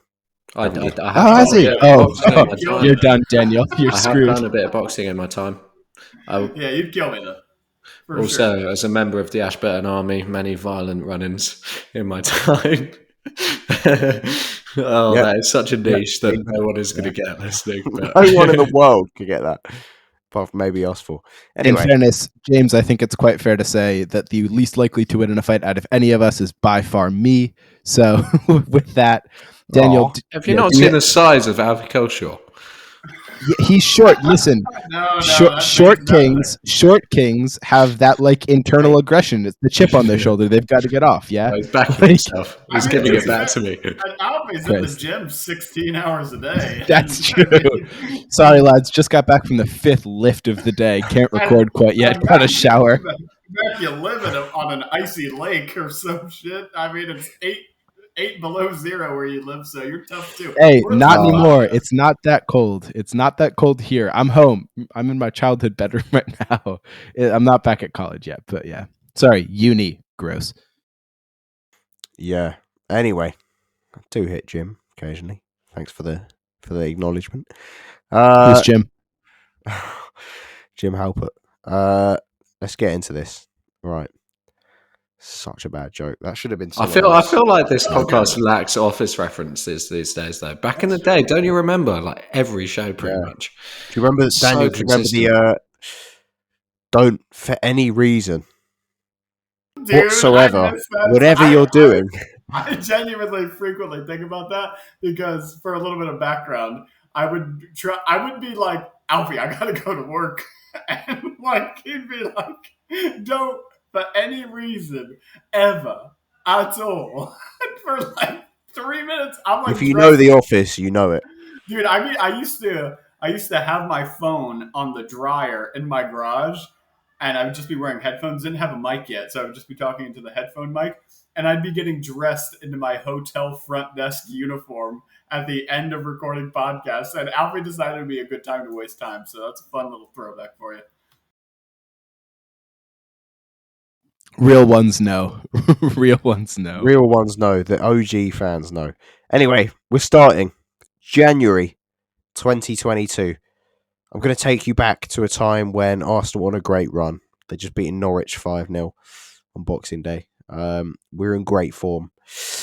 We were starting to formulate a good, exciting team. Martinelli was coming into form. And this is how I started my 2022. Came back at 5 a.m. from the night out. At 10 a.m. I had to get up to go and watch Arsenal play City at home, and I was like, what even is the point of this? It's probably the worst possible time to play Man City. At home at 12:30 kickoff on New Year's Day when everyone's just can't be arsed and is hungover. I was violently hungover. I remember that. But I was energized. I would like to say as well, that's 12:30 for you guys. That's 7:30 in the morning for us. There's you might as well not go to woke bed up for it. Yeah. There's no way To you recap that night, I had been out with my friends until probably 2:33. We had walked home from our mate's house because none of us were in any fit condition. They stayed the night at mine, and I say I woke up to watch that match because the other two couldn't be bothered. We did watch Chelsea Liverpool later that morning, but golly. Go on, Alf, because this for the hangover reason, I think this match was disappointing despite anything else. Yeah, well, it's been cited a lot, this game, as sort of, I wouldn't say a turning point, but that sort of first half is sort of the blueprint of Arteta ball and the way we played, the way we set up. This is the first time he sort of took City on and looked good. And we outplayed them in that first half. We took the lead with a brilliant Saka goal. And then things turned in the second half with some Well, I think I put it on my Instagram as that refereeing performance was a disgrace to humanity or something like that. Because it was go on, Mac. Is it something about refs? Yeah, Alfie mentions the referees. It's my last one on you, Alf, so don't worry. But it's a classic. Did you guys put that? No. Well, I'm going to be Excellent. so smashed by the end of this. Yes, that's a Oh, drink for it's going to both be of you. bad. I will originally say I had Alfie uses dreadful or quote loser, but decided to replace that with referees, and it's gone well. That's good.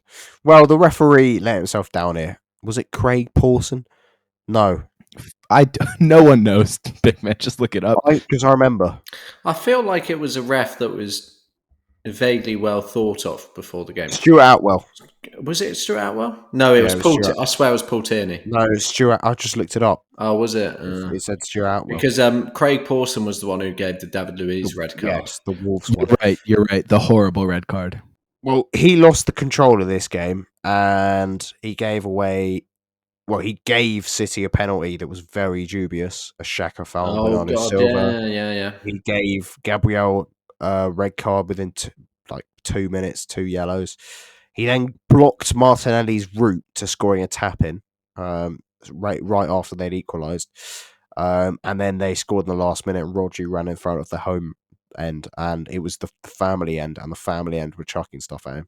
So I rate that. Alfie, I'm not being rude, but we're on the first match of 2022, and we might need to speed up. Okay. But all I'm saying is that was a big game in the year. Someone say something about it. Heartbreak. The refereeing interference one is something that I still remember to this day. I was so mad about that. And in fact, every time he referees a game now, I have to tell the person to my left, this guy fucked us one time against City. It's so poor. Do you remember, this is a drunkcast throwback, do you remember when Alfie was trying to host this, and he was like, what are your thoughts on that? And Rob was like, good. Bro, that is one of the hardest. Mate, as soon as this guy gets drunk, he has absolutely no insight into anything. There's no point in his role in the sort of the intellectual conversation. I'm reaching that point. I'm reaching. And listen, it's wonderful because every time we record a podcast, my dad always texts me and is like, "God, you're really insightful. Rob's always so smart." My dad loves listening to you speak, Rob. I tell him it's just because you're posh. But then, you why flip did you on have to say that? Okay, first off, I'd like to say the fact that none of you have me talking about my dad is a fucking miracle. I do it every podcast. That's a great shout. Yeah. Oh. I teed you up for that. Anyway. I need to meet your dad. You do, honestly. Well, in fairness, he and I are probably going to get to the UK in the next couple of years, so we will definitely come visit you when we do. To be fair, I am thinking Alfie and I do need to. I know you two obviously live far away from each other, but we do need to get over to America because I feel like there's been an onus on you two. In fairness, I would not say no to Miami. The funny thing is, I plan on joining Lionel Messi's entourage when he moves over there.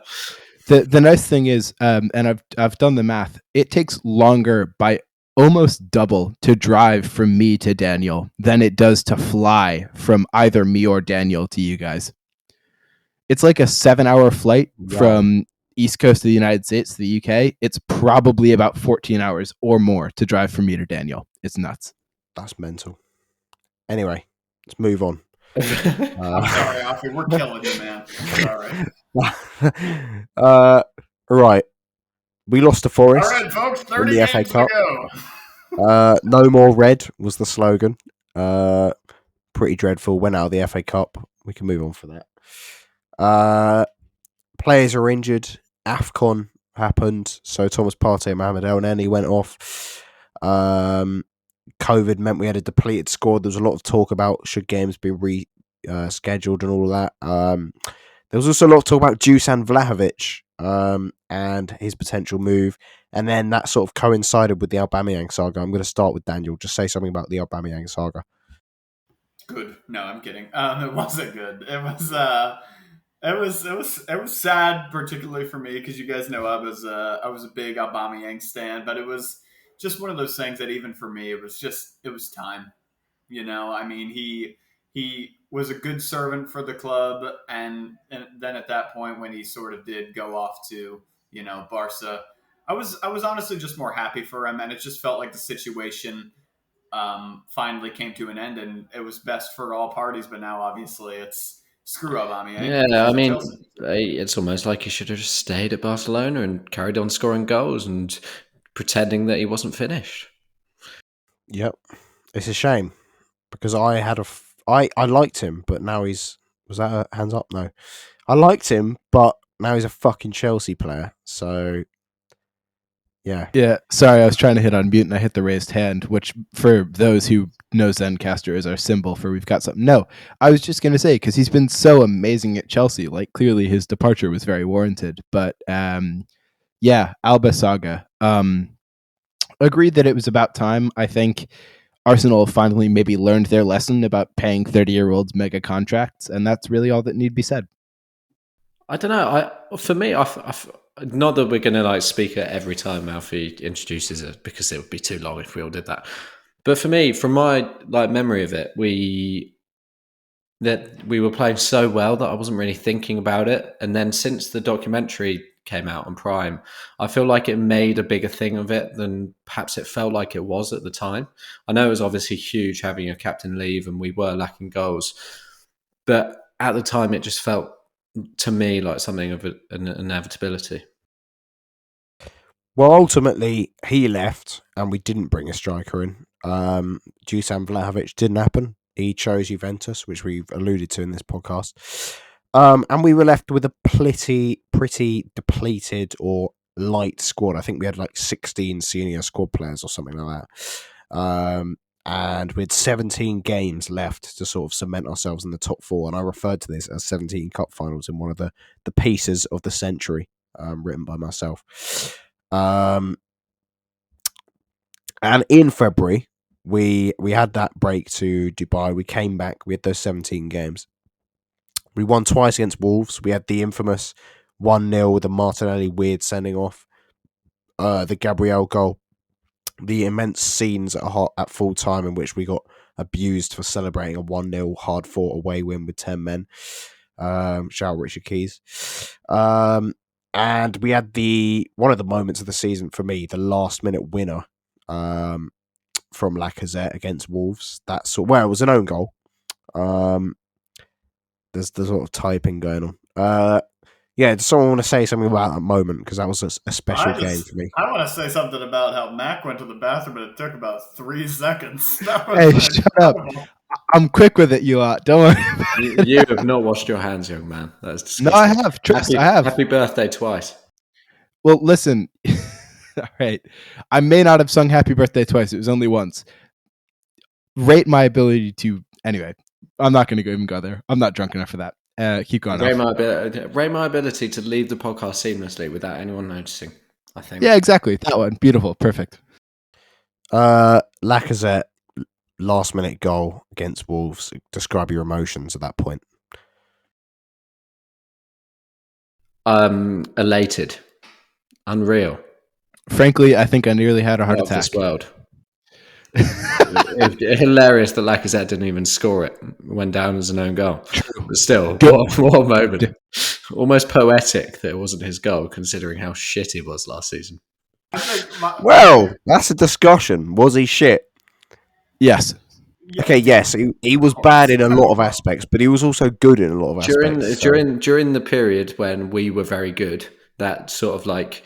when was it? So we had the City game, and then it was sort of December to January to February. Yeah, when we were very good. The Wolves game, he had 7 shots. Mate, there's a reason that Eddie displaced him eventually. No, it got bad. Yes, it got bad, and he basically became like some guy who could sort of link play deeper on the pitch, and was quite good at that. I've heard that he's got 10 goals and 4 assists though for Leon this season. No, has. That's the system change, isn't it? At Leon, he's actually asked to be a striker, whereas Jesus is asked to do sort of the stuff Lacazette was doing, but he has the capability at his age to actually be a striker still as well, whereas he just couldn't do that, Lacazette.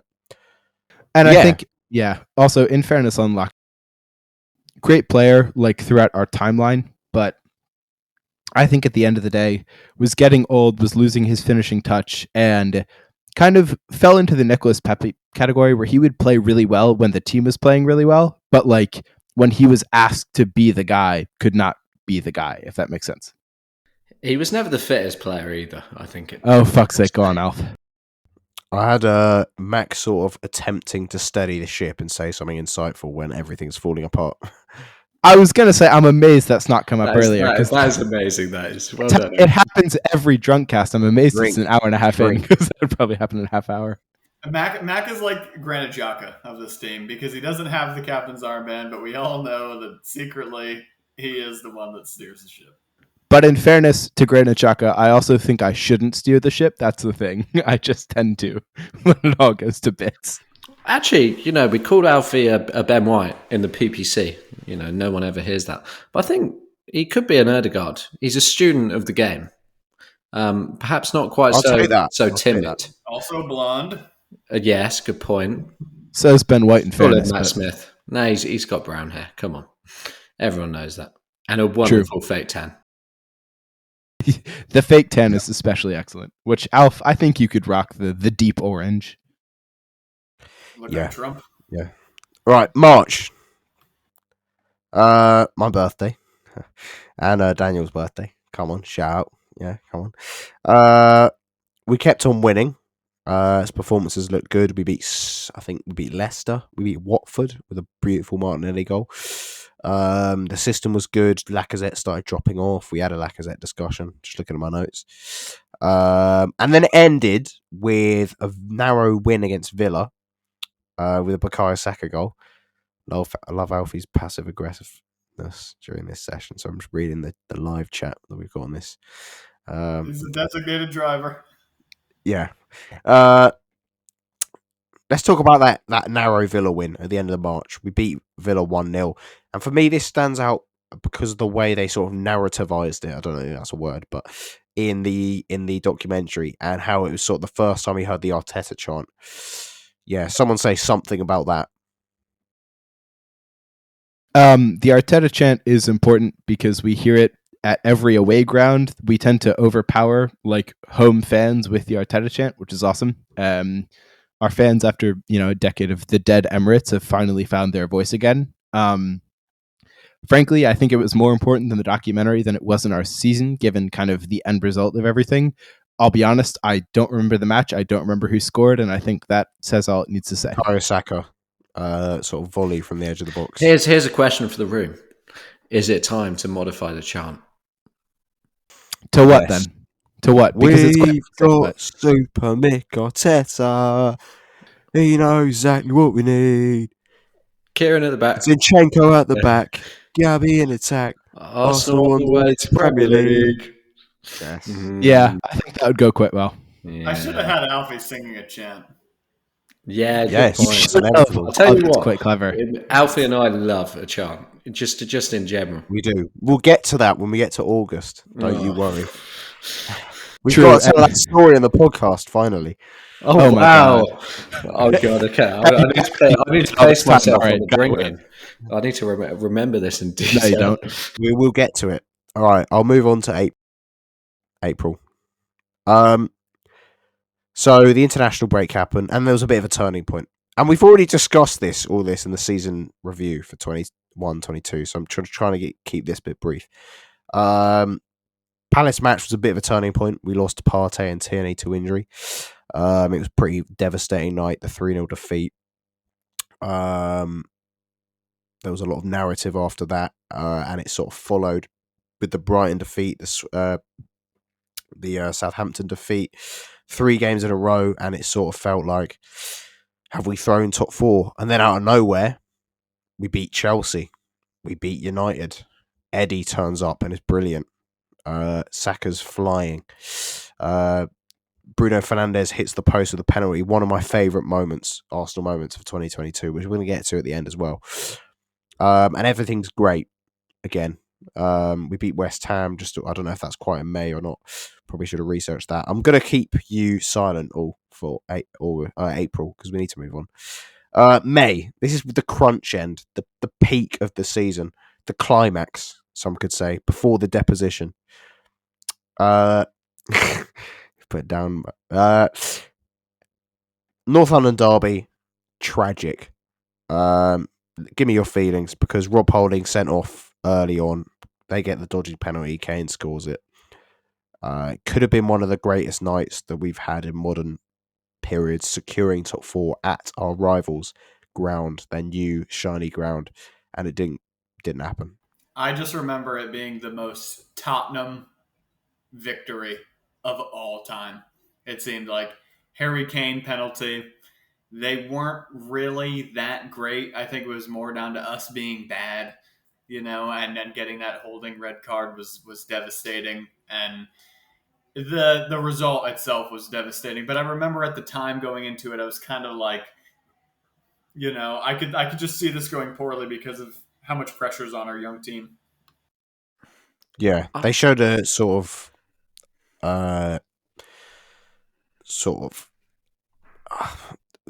we crumbled under pressure. Basically, we did bottle it. We did bottle it. We did basically. Classic case of we didn't lose. Sorry, we lost the game. They didn't win it. Go ahead, Rob.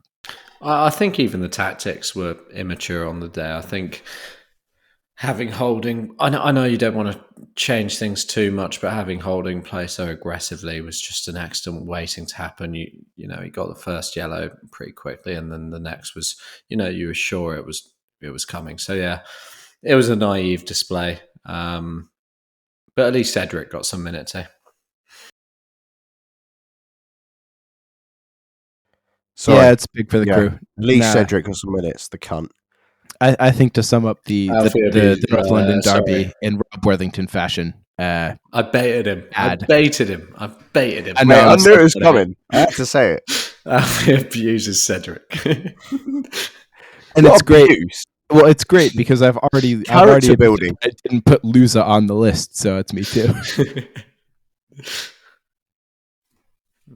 Yes. Fuck's sake. Right. We'll move on. The Newcastle game. Put your hand down. Yeah, that was a reference to our Zanecast, I think. I need to remember to do that. Yeah. Right. We lost to Newcastle. Pretty dreadful. We just didn't turn up on the day. We lost our principals, couldn't play through their press, blah, blah, blah. Yeah, it was bad. And it was ultimately a disappointing end to the season, which had been pretty good beyond what we'd expected. If you want to see our detailed thoughts on that, go back to the previous drunkcast, because we're going to move on to the summer and after. Okay, summer. Elneny and Nketiah get new contracts. Lacazette's gone. Bern Leno left. Some other random, pretty irrelevant players, to be honest. We signed Jesus, a transformational signing, in my opinion. I alluded to the Alexis Sanchez deal at the time. We brought in Alexander Zinchenko, who Danny wrote a pretty infamous Finton's Frolic about very early on in that window when it was barely a rumour, which is pretty good. It was good news, I don't even remember. Yeah, I mean, it was a great Finton's Frolic. Rob referenced it in the 2022 roundup. And there was a bit of a How the hell do you remember that? What, the reference in the 2022 roundup? What was the Finton's Frolic? Oh, you meant the article. Fair to use. Oh, yeah, the article. Yeah. What did I write? I don't even remember. Rob. Daniel, we forced him into it, but Daniel refers to a Finton's Frolic. But seriously, what did I write? I don't even remember. You basically said that you said Zinchenko would be crazy to become a squad player at Arsenal, because we all thought he'd come in at that stage of the summer. We all thought he'd come in and play second fiddle to Tierney. Yeah, that's right. That's right. True. And then, how wrong was I? Typical. Yeah, I did. Does anyone have any general comments about that summer window and Jesus and Zinchenko and stuff? One of the best windows for a long time. Excellent window. Yeah, I mean, I think it was the first one where we signed players that were kind of very high upside with little downside. I mean, even in the past one, it was, Tavares and Lokonga that people kind of had questions about.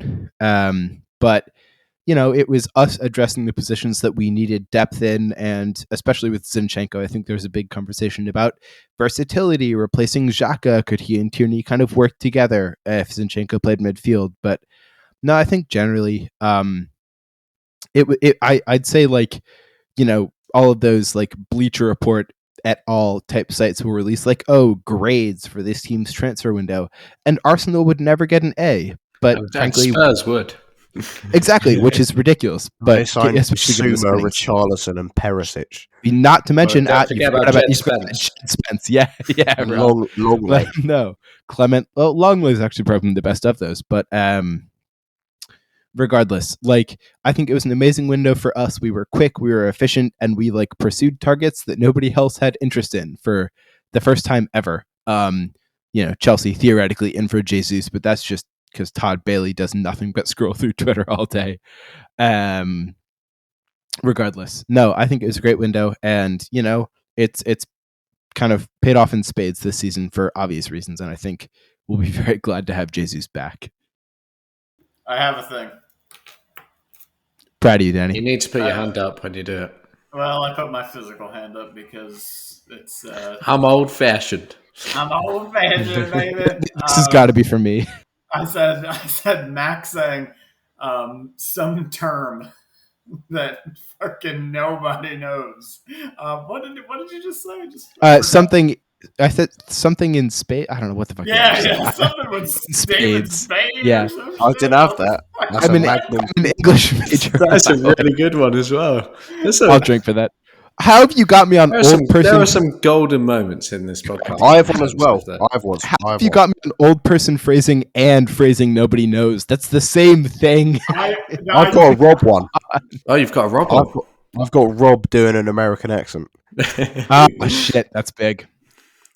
I do that quite often, but I don't really notice that I do. You do. Wow. We've got snippets. The doo-doo part of the podcast. This whole podcast is doo-doo. Just look at Alfie's face. He's so disgusted by the lack of order. No, I've got something else. Okay, I've got something. No, not a drinking thing. I've got something else for the summer. I wanted to touch on pre-season. I think because we're halfway through, we all do a drink now. Like halfway through the season. Okay, fine. The year. So go on then. So cheers, everyone. I love you, boys. Big cheers, lads. We're defo doing the video for this. I don't care the hours I have to put in for it. So, Alf, you're recording the MP3s. This is for record on Zencaster. You can record like the MP3s audio and MP4s audio or fucking video. Sorry, this is a drink. I've got Mac talking about sort of behind the scenes editing things. Have you really? Oh my god, I've done that like 3 times now. Fucking hell. All right, fair enough. Love that. Fair enough. That's good for you. You do that. Yeah, I forgot to do it earlier. In fairness, I absolutely do. But pre-season, I wanted to touch on it for the American boys. You two obviously experienced the Arsenal. Talk to me about that. Yes, experience. We did. Daniel, you want to take this one first? I've talked a lot. Not with either. Baltimore and Orlando. Yes. Daniel is definitely drunk, by the way. He's just more subtle about it than I am. He just does it in the background and doesn't speak, whereas I speak too much. That round felt that. No, it was. Whilst you speak about this, I'm legging it to the toilet. Yeah, go take a run there, buddy. Alfie, always find an excuse to work out. We love that. But yeah, dude. There's just genuinely no better feeling than watching Arsenal in the flesh, and like this is my favorite bit of the podcast, by the way. That's always. It's beautiful. Alfie leaves. So true. Fuck's sake. Why are you both so quick? What the fuck? No. Alfie took way shorter than me. He's not watching his hands. It was occupied. Oh, fair enough. I live with 5 other people, so. Oh my god. No, I haven't been yet. I'm gonna have to go again.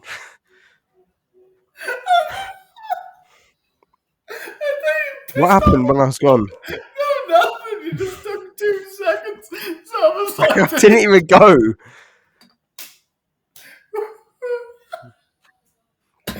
By the way, if you All right. normally we do like quite structured, well presented, insightful podcasts, but every 25 episodes it doesn't go that way. If this is your first time on the show, we're so sorry. But the other 24 This is a are great. petition to get Andrew and James on the Arsecast to do one of these shows. With us. We got to clip this up and tag them on Twitter. Come on, then. Turn it off. Don't ever listen to us again. Where's Leave your a review. Where's your drunkcast, lads? Where is it? Back to you. What was it? Maybe what in was the it next like? Drunkcast we should get them on this. We should. Daniel, back to Orlando. Yeah, go on. Yeah, please. no. So I mean, I did a crazy thing, which kind of sucked in retrospect because I couldn't like fully enjoy it, but I had to get those cheap tickets because I was a poor loser uni student like you guys. And He's living in Miami now. No, Not anymore.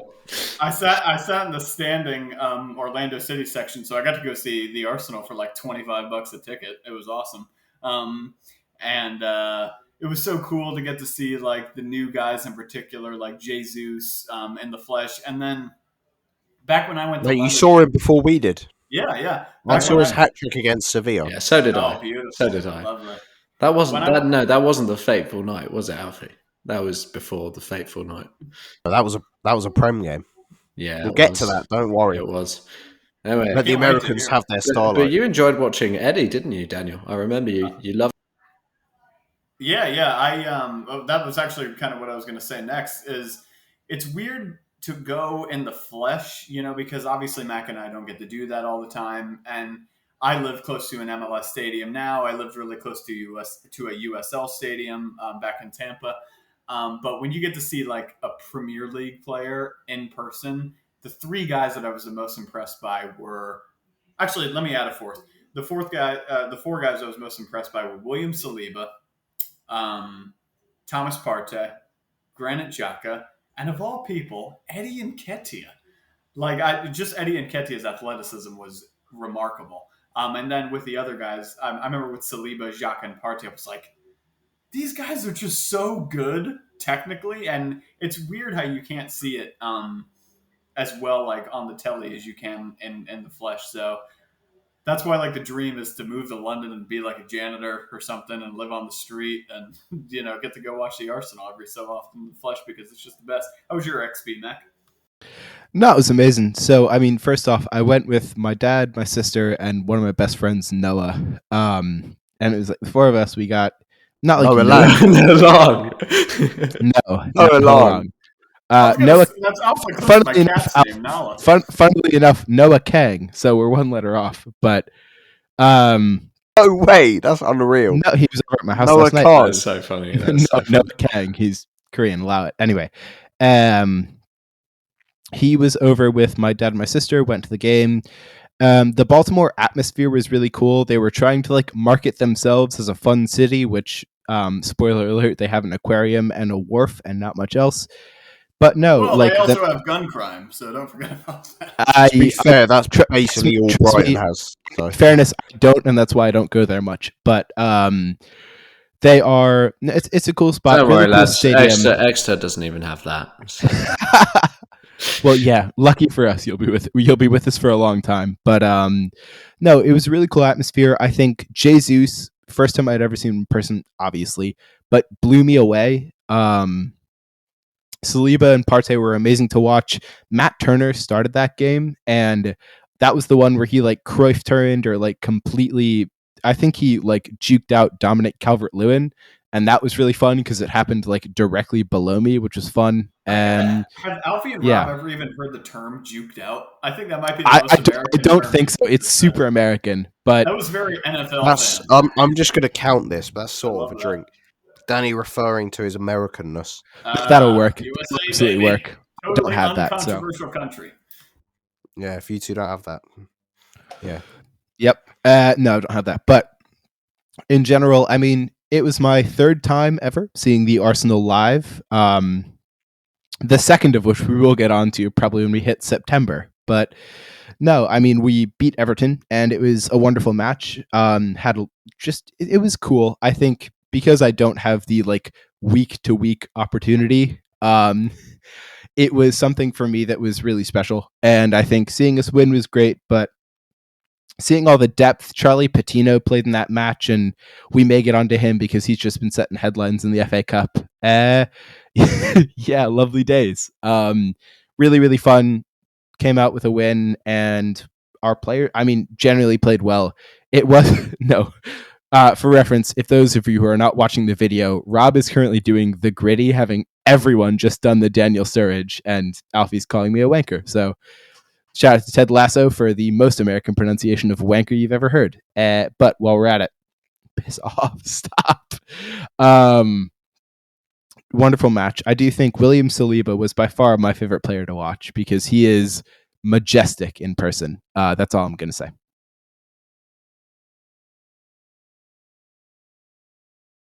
Boys, fill the silence here, please. Stop dancing. Oh, okay. Let me move on. Right. August, unbelievable start. We win our first 5 games. And me and Rob have a story to tell from here. We went to, I think it was the Fulham game. No, it was the Villa game. We beat Villa 2-1. Yeah, we did, yeah. Martinelli scored. Douglas Luiz scored a corner the day after we tried to get Douglas Luiz. Oh, God, yeah. That was unbelievable. The scenes were just monumental in the crowd. Like, the scenes at the Tollington after we won 5 in a row at the start of the season. Mate, me and Rob were at the Tollington. We've been there for a while. Good few beers down. Can't lie. Just you wait, guys. You've been waiting for this story for a long time. Yeah. And we were both in the cubicle. Not in a cubicle. In the toilet area. Just the toilets, yeah. Just the toilets. It's minding our own business. And like we weren't even talking to each other. I remember that distinctly. We were like sort of minding our own business. Yeah. And this Donny goes, are you going out tonight? And we were like, well, we weren't planning on it. What are you thinking? And he was like, I'll take you out. I'll pay for everything because I'm extremely rich. We were like, right, fuck it. Yeah, why not? We assembled a crowd of a couple more who just decided to come with us. We held down a taxi. The guy was like, I'll pay for the taxi. We got in the taxi. During the taxi ride, things escalated. I'll let you take it from here, Rob. I can't believe you're trusting me with this bit. But some perhaps inappropriate remarks were made from not Alfie or I. Alfie and I were actually very respectful members of the taxi sort of clan. The other 2 members, though, got quite feisty with one another. The one that wanted to sort of pay for all our drinks, he wasn't happy with some of the things that the other member of our group was saying, and eventually we were sort of booted out the taxi quite reasonably, to be fair. And we were sort of trapped in an area of London that we didn't really know very well at all. Hang on, you've missed something mega. It's like the main element of the story, yeah. Go on. Interject. The guy who was the really rich guy who wanted so to pay invested. He did get quite annoyed at this one guy who was sat in between, who I've actually seen since. No way. No he sits 3 rows in front of me in the North Bank. Oh my God. So did you reckon he recognises you as well or not? He was. I didn't because he was 3 rows in front. He didn't see me, but he said something. It was they were talking about like fan chants or something. Yeah, and then this is what I mean. They got quite feisty with each other. It did get like. And then it got a bit scary as well. It did get scary. So the guy punched the guy who. He just absolutely clarted. The guy who said he was rich and was going to pay for everything absolutely clarted this guy next to him who sits a few rows in front of me because they were talking about something about anti-Semitic chants or something like that. Yeah, I didn't want to go into too much detail, but that is what happened, everyone. That is what happened. He absolutely, and then he hits him 3 times. And if one more punch... It wasn't just 3 times. For the, visual listeners, it was... Sammy and Nasri, that type thing. Yeah, it was Sammy and Nasri vibes. He hits him, and then we're like, what the fuck? And then Rob's like, we need to get out of this taxi. It stopped at traffic lights. Yeah, I was WhatsApping Alfie at this point. Yeah, he's WhatsApping it in the car as we were experiencing it. And then we get out. There's the third guy who's not involved in the punching gets out with us. And then the other two and then the guy who punched the guy, the rich guy, he walks out, he runs off. And I have to try and help the guy out. Then I have to pay for the fucking taxi journey. Which was like 25 quid or something. Because the taxi driver got out of the car and was like, I need payment. Like, fuck's sake, and here's the money. Don't worry, I did contribute to this fare as well. He did, yeah. We split it with the other guy, someone's got his number. Anyway, we're outside. And then we all randomly go, we are top of the league. So we are top of the league in central London after one guy's just been punched almost to death. We're in like Soho or something with them, layering the people and stuff like that. Has to be an exaggeration, you lot. To death must be an exaggeration. He wanted to kill him. If he'd been one more punch, was he properly bad? Oh, Jesus. Yeah.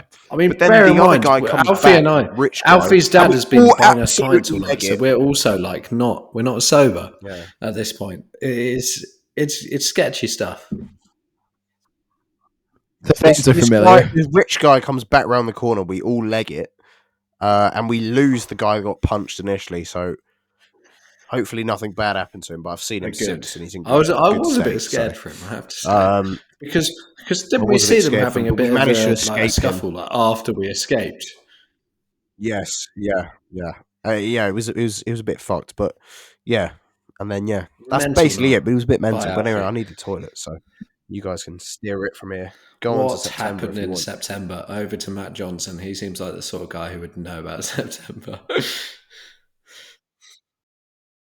That's foolish because I've just remembered, as I promised, an anecdote about September. My September anecdote was fully a year ago in September when I came to visit for the Norwich match. That's horrible. But that is. You should be thinking on your feet. You should be remembering exactly what happened. But I can remind people 100%. in September. No, please do, because I have no memory Arsenal of it. We lost a match to Manchester United. It was the first time and now everyone's leaving. Just as don't worry. Daniel's still here and he can listen to me speak about this. They're taking the piss. I'm not pissing. It was the first time. Wow. Good luck. I'm just kidding. It was the first time that we dropped points all season. And, the media laid into us, didn't they? They were like, they're pretenders. They're never going to reach anything. And we might never, but still. We lost a match to Manchester United in September, but we did recover our form thereafter. And I think that was the most important thing. I think even some Arsenal fans thought we might have been pretenders at that point. But we picked things up. And I think that's a sign of how far we've come, Daniel. Wouldn't you agree? Yeah, the thing is, I mean, even though the end of the season didn't go to plan, it never really seemed like the fans sort of turned their back on Arteta. We were kind of all just on the boat of like, no, this guy is making... Mac again has taken a 1.2 second urination. I don't know how. I'm sick with it. All right, don't worry about it, guys. Forget Mykhaylo Mudryk. We've got the fastest hamster in the world, baby. You got to bring fastest pisser in the West. Listen, all right. For those of you watching the video version, Alfie, you will know since that you've twice left, during this recording, Mac has gone for a piss, and in between that bit, and come back, and come back. And Rob, just for your little happy birthday tangent, I sung it twice aloud, and my sister made fun of me. So, y'all suck. All right, I am a cleanly man. I have good hygiene. I think Rob and I are just that tipsy that the world is moving slower. Mac actually took 9 minutes to piss.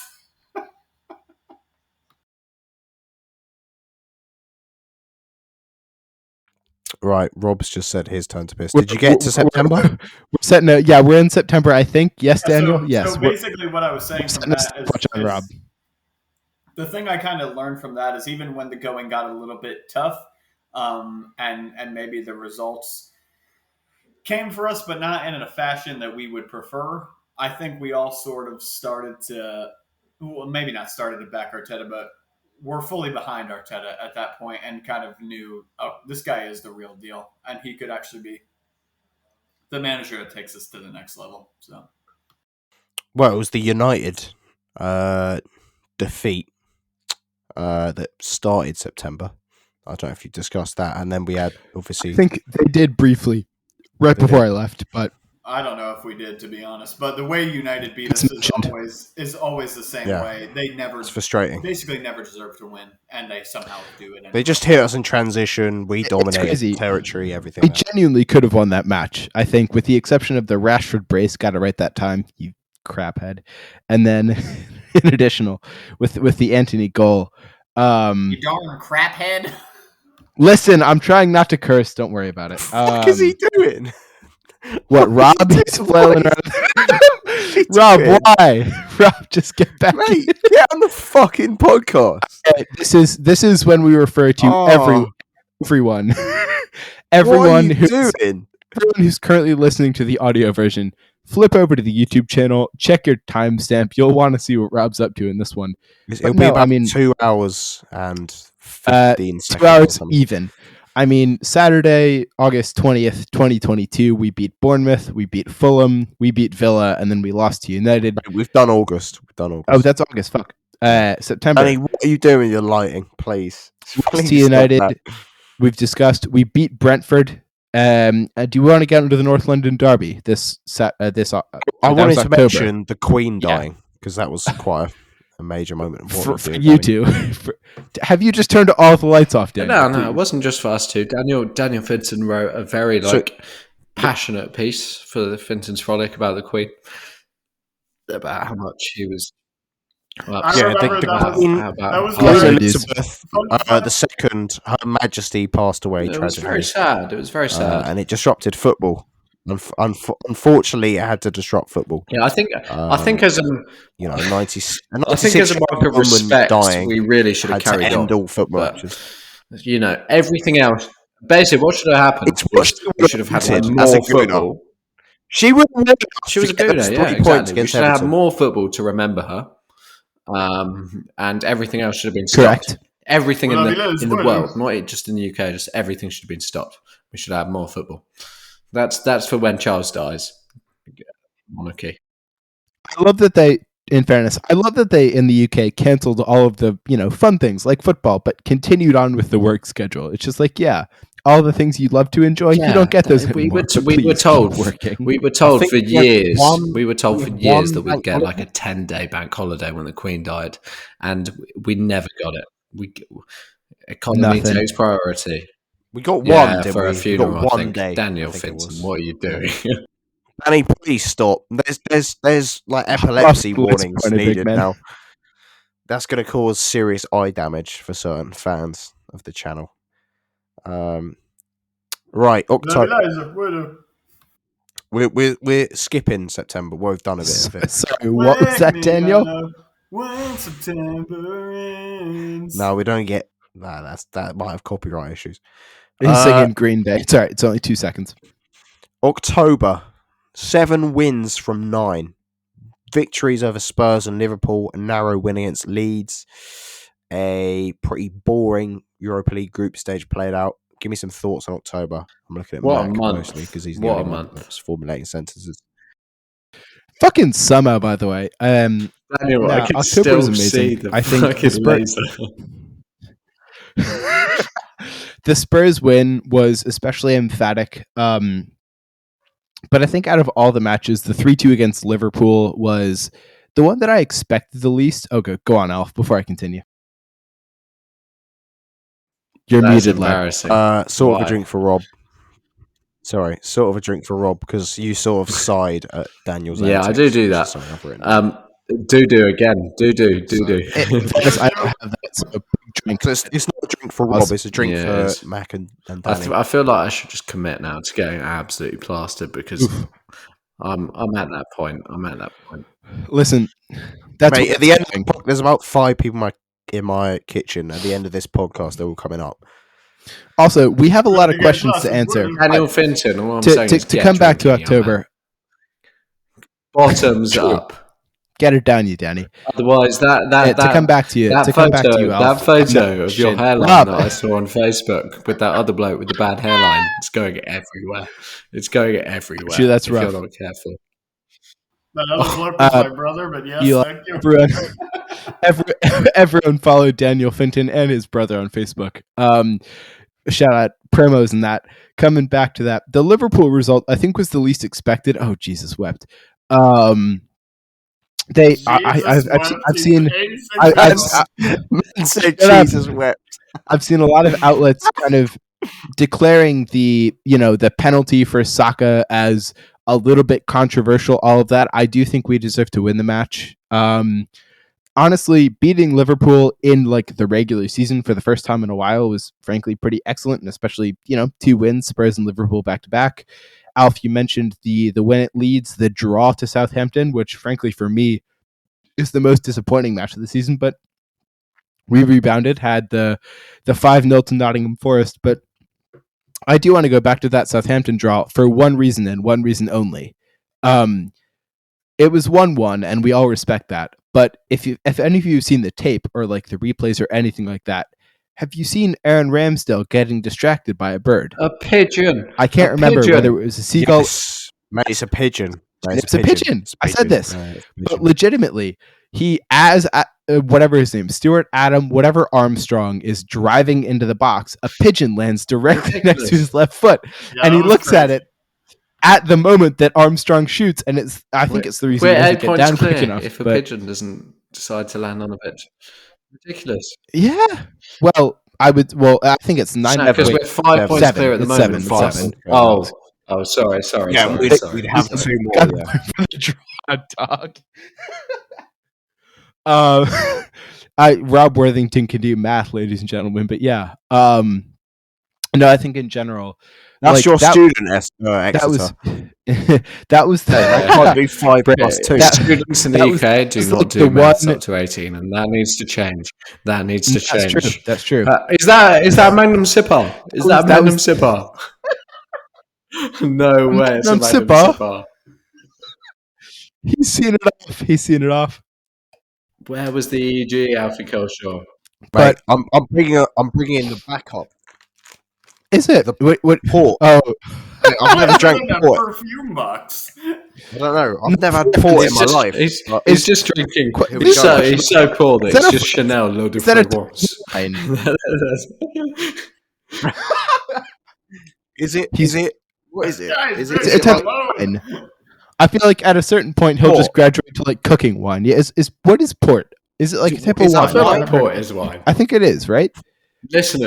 Listeners, let us know. If Well, you know what it's called, at yes. Podcast. Comment on the tweet or at review on Spotify. Simply tell us what port is, and then you know what? Songs. I reckon James Guard. I reckon James Guard will know what port is. Grim. Facts. Did we answer his question? I feel like we never answered his question. We will. Ages back. His question was who would win, sorry. Alfie or you in a fight? Yeah. Mate, I've got a question. We've got another question. Let's do those after December. We've got no. Let's do them now because we might forget. We're doing them You said, now. what's your favourite part of indulging yourselves in writing about Arsenal? Ooh, that's a really good question. Here's my question. Why do you care? No, but I think that's a good question. That is actually a good question. Great question. I'm kidding. I love you, but I don't know why you read our stuff. Alfie, go ahead, start. I actually don't have an answer. I think, Mac, you should answer it. Oh, for fuck's sake. No, we're going to go around the room for this question. Let's go for... So is this... So, Alf, to reiterate, favorite part of indulging myself in writing about Arsenal? Was that the question? So, yeah, he actually he builds on it. He says... research, the analysis, finding, scouting players as therapy, or does it just fuel your addiction? That's a great question. I'd say it's both for me. I think there's 2 sides to my, Arsenal writing, just personally. I love the club. I've been a lifelong fan since I was about 7 or 8, which in fairness for Americans is like the last memories I have. But long as I can remember, I've been supporting the club, and I think writing about them gets a lot of the opinions that I and other fans have probably onto paper, which is awesome. I'd say it helps to fuel my addiction to talking and learning and reading about soccer, because whether at football, whether it's stats or researching into players or whatever, like, we've already had a segment on me talking about transfers and, global football. And that's like one of my passions, is researching and doing the scouting and all of that. And being able to, like, as part of my job, put that onto paper for people to read is kind of cool. So that's my answer to that question. I'll flip it to Rob, because I think he's gagging for the microphone. As Alfie would say. What? I So, actually do have an answer go to on, this. I think because I've been doing it now since I was, 16, 17 years old, writing about Arsenal, it's become sort of like part of me being a fan. I know that the writing, and in fairness, the podcast has been very consistent, but the writing hasn't as much over the past year. But it's something that I'll never drop, even if it's just a hobby. But I think naturally, just because it's becoming more realistic that it could be a career for me, writing about football in general, and then writing about Arsenal has become quite like separate things for me. Writing about Arsenal has been something that I view as like being a fan, as I already alluded to, whereas writing about football I see as being a career, and luckily I'm in a position where those two things are very closely aligned. But yeah, I think whenever I write about Arsenal, I'll just always be writing about from a fan's perspective. And the dream would be to be sort of an Arseblog type figure who can do that for a living. It's very rare that you get that opportunity to write about a club that you're so passionate about, that you're a fan of, and get paid for it. But I just love doing it, and I don't care how many people sort of like read my articles about Arsenal, just because I enjoy it regardless. It's one of those things. I would second all that. Yeah, it's just enjoyable. Like when I sit down to write an article and I'm sort of trying to feed my own narrative into sort of the general narrative, and that's what I try and do. Then it's quite satisfying when you have people read it, and then like I don't like what Rob said. I don't particularly care about the views, but when you get sort of engagement, you get people debating. Oh, engagement is Because it lovely. happens Engagement under is the lovely. Instagram posts. Yeah, when you get people debating about a topic that you've written about underneath, or sort of with regards to your article, it's quite satisfying. That's what I'd say. And yeah, it's just imagine, because we've all put ourselves in a good position to do this in the future professionally, like get paid for it well, and that is ultimately the dream. And I'm sure there's a lot of people watching who are like, that would be a sick job to sort of be paid and to write and talk about Arsenal. So yeah, Daniel, you got anything? Yeah, I fully second what all of you have said. Genuinely, I think now it's got to a point for me, like, because obviously I didn't really have a goal of like getting to write about Arsenal per se, and I don't know if that ever is on the horizon for me, because I'm too emotional of a fan, to be honest, man. Like I just it'll be too in the heart and not in the brain, and with that being said, I still just love doing it, because what I love the most about We Love You Arsenal Productions is the fact that all of our writers are such innovators, and every single article that you see is not played out. It's not a copycat.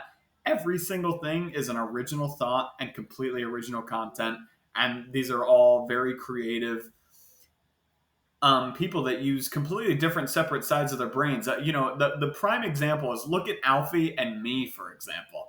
Alfie is such an analytical, into stats, all that stuff.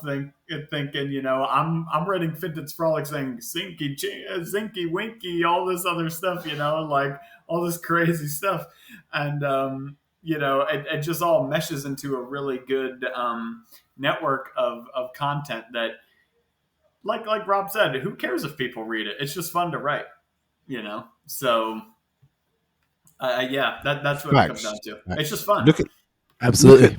look at the the sort of variety of writers, and they're all so talented in what they do. You look at like Jahid and Samaya and Max Mishkon when he comes on, and Vinay, like it's quality, isn't it? And there's such a variety of types of writing that we sort of cover all bases. Exactly. That we might be the best one out there. Just saying. I have to say, not to be that cringy guy that always says this sort of crap, but a big motivating factor is, of course, like having developed a group of friends through this. Like, it's so nice that us four have become close with each other through a site that we randomly applied to write for a few years ago. That that was certainly the case for Mac and I. It was completely, especially, it was completely out of chance that we would all become friends with each other. And I think it's a lovely thing that you can all sort of inspire each other to really, and you lads, you really do motivate me to push through with my like aspirations in my career. Like, it's true. It is, because we're all such talented lads, and I don't think without us four that we would have like the dreams that we do and what have you. And I mean, it's also crazy, like, for me personally, to have defended Daniel and Rob once. I think when you were doing a podcast probably 3 years ago now about Dominic Szoboszlai, and someone tweeted that y'all were like xenophobic or whatever, and I defended you guys publicly on Twitter, probably my 4th tweet ever in life. And Daniel, I think, messaged me at the end of that and was like, listen, thank you for defending us. Would you like to join this writing team? And 3 years on, I am the host of a podcast, or co-host of a podcast, shout out Rob, which I would have never imagined in my life. And just to be a part of it's really cool, I think. And the opportunity, frankly, that we give, all of our writers to put their opinions and their voices out there, the ability to have a platform where people can express themselves kind of without a lot of the baggage that comes with, writing and expressing yourself publicly, is an awesome thing about not only the site we run, but about kind of the things that we do and the way that we all relate to one another. Like, and it's funny. I mean, out of the 3 other people on this call right now, I've met Rob, I've met Alfie, I've never met Daniel in person. The one other American is the one person I've not met. But it's crazy to think that these boys have been, my best friends for the last like 2 or 3 years of life, just because we've been writing together, supporting Arsenal together. I mean, it's wonderful, and I'll stop my little nostalgic rant now. But it's been something I've been thinking about a lot as I'm kind of like exiting uni and working into real life. It's mad, man. It's a drink. For honestly, yeah, go on. Big old cheers. Let me say Danny. Let me say 2 things. Double barrel shotgun, baby. One, Matt getting emotional. That's a drink, baby. Is it? That's me as well, Rob. That's a drink. Fuck's sake. I've got Matt getting emotional. I knew he would. He's a cute little fella. I mean, so much thing for me. I've got the same thing for Rob. I've got Rob getting emotional whilst I've got Rob getting drunk and emotional. Podcast boys. I mean, he has exactly. Love you, bro. He has, in fairness. So. And then my other thing that I wanted to say, really, just that sort of it reminded me of it. I mean, Mac, I don't even know if you have any aspirations of going into the media world or anything, because I do. Okay, because like you haven't made that explicitly clear. Like you got to just. I second that. Like Alfie, Daniel, and I have always made it so clear. Like, this is what we're doing, and Mac is just sort of there, like. Yeah. I don't know. I just play lacrosse, and I'm a white guy. I don't play lacrosse. In fairness, it's always been frisbee. I do play frisbee. It's been one of my aspirations, but like, I've never been in a spot where it's been like, oh yes, my future career. I've always had other options, but frankly, this site is what has kind of given me the platform towards looking towards journalism, towards writing about sport, towards podcasting as a future perspective for me. I didn't have that before joining you guys like 2 years ago. No, genuinely, I'm not even kidding. Like, y'all are amazingly important to me in just establishing like careers. I make careers. Facts. I am. Yes, no, I'll- yes, Well, no. okay, well, Look no. at me. Making Let me dreams, remind you, making Daniel aspirations. Finton. Daniel Finton was Founder in of that We Love You Arsenal. interview that I did all those years ago as well. It's not just you. True. I'm the founder. But the question I is paid this the £1 to get this is- .co.uk. no, this is Alfie's ego, which is a drink for me. So, Rob and Daniel, if you don't have Alfie's ego, please have a drink. Well, here's this. It's just Here's this this. is what I do. This is what I'm a professional. I'm a professional. Alpha. Okay, well, here's a great example then. Jahid, for example, genuinely has no interest in getting into the world. Mate. He's way smarter than all of Mate, us. he's doing, He he's is doing a earning medicine more degree. money than Yeah, all of exactly. us in the future. He is going to be Jahid. loaded. Sure. All of us combined, probably. My God, I love Yeah. Jahid. I So, follow him on but he Instagram just as well. doesn't- He lives a great life. I'm a big fan of his life. I love him. I said he's my replacement. He is. He reminds me of myself as a whippersnapper. So I love Jahid. You'll never be replaced, Danny. No, I'm never You'll never be leaving. replaced. Never leaving You're WLYA, not. baby. But I'll tell you what, Fucking I am leaving. leaving. Fucking leaving. If Daniel were to leave, though, he was special. He Max he Gordon was said chat he to was his special. mom. He was special. He was special. Was. Let's get on to let's Go move ahead, away from I that. gotta, That was you know. great. Yeah, it's conversation. good to Very be. emotional. I gotta pee. Oh yes, just the British lads. This is what it's supposed to be like. This is what it's This all is about. what it's all supposed to be. Right, I let's feel get like into your to accent has got November. more British. Right, Yeah, not just me, the Ashburton Army member. perhaps. Oh, You know, this is Right. what it's all about. November, at the end of the day. Chelsea. Are we Actually, no, I final can never put that out. I November, can never please? put that out. Right, Chelsea and Wolves. We beat. No, big man, nah, we can't be espousing that. No, don't worry. November, Chelsea and Wolves. We beat. We beat Chelsea. Comfortable performance. Gabriel back post. Wolves double Odegaard. And we went into the November break 5 points clear. Unbelievable limage in the Arsenal faithful. Yeah, talk to me about that moment, lads. How you felt sort of going into the World Cup break and being top of the league. It was kind of weird for me. It's kind of surreal because I think during the World Cup break, I sort of forgot how well we had done. And then we got back and we were 5 points clear. But that victory against Wolves, I think, just epitomised everything that was good about the first half of the season. I'm not talking about the more significant victories against the likes of Spurs and Liverpool. I'm just talking about those sort of weekly wins against lower caliber opposition that we just made look so easy. And we made a habit of that, beating teams that we were better than. And I'm not going to lie, like perhaps foolishly, since the break, I've grown more confident just because in certain, the gap is the same now, unfortunately, but we gained a big lead on Manchester City, which has now gone back to what it was. But I think we went into it perhaps foolishly, thinking we weren't title contenders, just tempering our expectations. But it's nice that at the moment there is that genuine debate within the fan base about whether we can genuinely think about winning the league.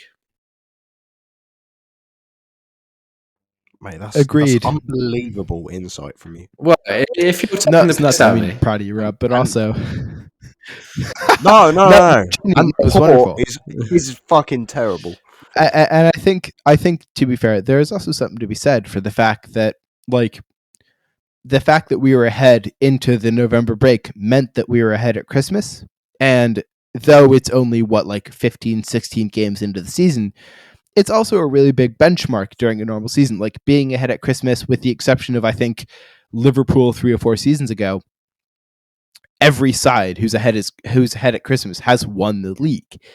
And at the end of the day, just having that kind of title behind us and really being in a place of confidence, I think it's something that hasn't existed in our squad for the longest time, which I have been both grateful for, but also like it kind of inspires a new agenda in terms of moving forwards, in terms of looking at, okay, what can this squad do? What can we achieve? I think, just the simple like moniker of, okay, Arsenal ahead at Christmas is something that kind of inspires confidence within the group, within the team, within the fans, and at the end of the day, does a good job in terms of structuring the fact that, okay, we are not just title contenders. There's a chance that we could actually win the league this year, which frankly, we're a year or two ahead of schedule in terms of everything that Arteta and Edu have set apart. And, we're going to get into December, and I'll turn that back over to you, Alf, because you are the ringmaster of this whole thing. But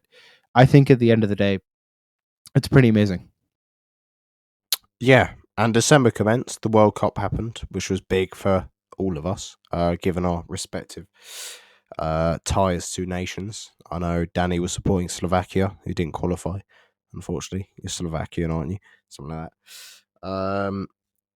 And the World Cup happened. The England USA derby happened. We did some podcasts then. But we're going to keep it to Arsenal. But one major thing that did come out of the World Cup break was the injury to Gabriel Jesus. And then we obviously spoke a lot about Eddie. Danny, I'm going to come to you. How are you feeling about the Jesus injury now, given we've come back and played a few games? I think Nketiah's first couple of games were so important for the way that the rest of the season was going to go. And I mean, I've been like this for a long time. I care a lot about like the individual and the characters, so to speak, that score. But like, I don't remember getting that much joy from a particular person scoring. Yeah, I remember you mentioning that in the chat, and I really understood what you meant from it. I was just honestly, I was just so happy to see Nketiah score. I was desperate for him to get the ball into the back of the net, and he did it. And I think that'll be really helpful for us in this time period that Jesus is not here. So I was scared. I am now a little scared, because Nketiah is not quite a Jesus replacement for me. I think that could still be improved upon a little bit if I'm to be totally The thing honest. about it that is though is it's just like Jesus is absolutely world class, and is anyone going to be as good as him? I mean, don't think you he's can slow look on at the Eddie Newcastle not game, being his level. and you don't only need to look at the opportunity at the back stick after Martinelli missed his header, but you can also look at, could Jesus have been that guy to drop into the positions to contribute to the goal scoring opportunities that we might have had? Could he have been the difference maker on a day where Ødegaard and Xhaka weren't at their best in those half spaces? There's all those questions, and I don't think it's worth putting a dent on Eddie's reputation because of that.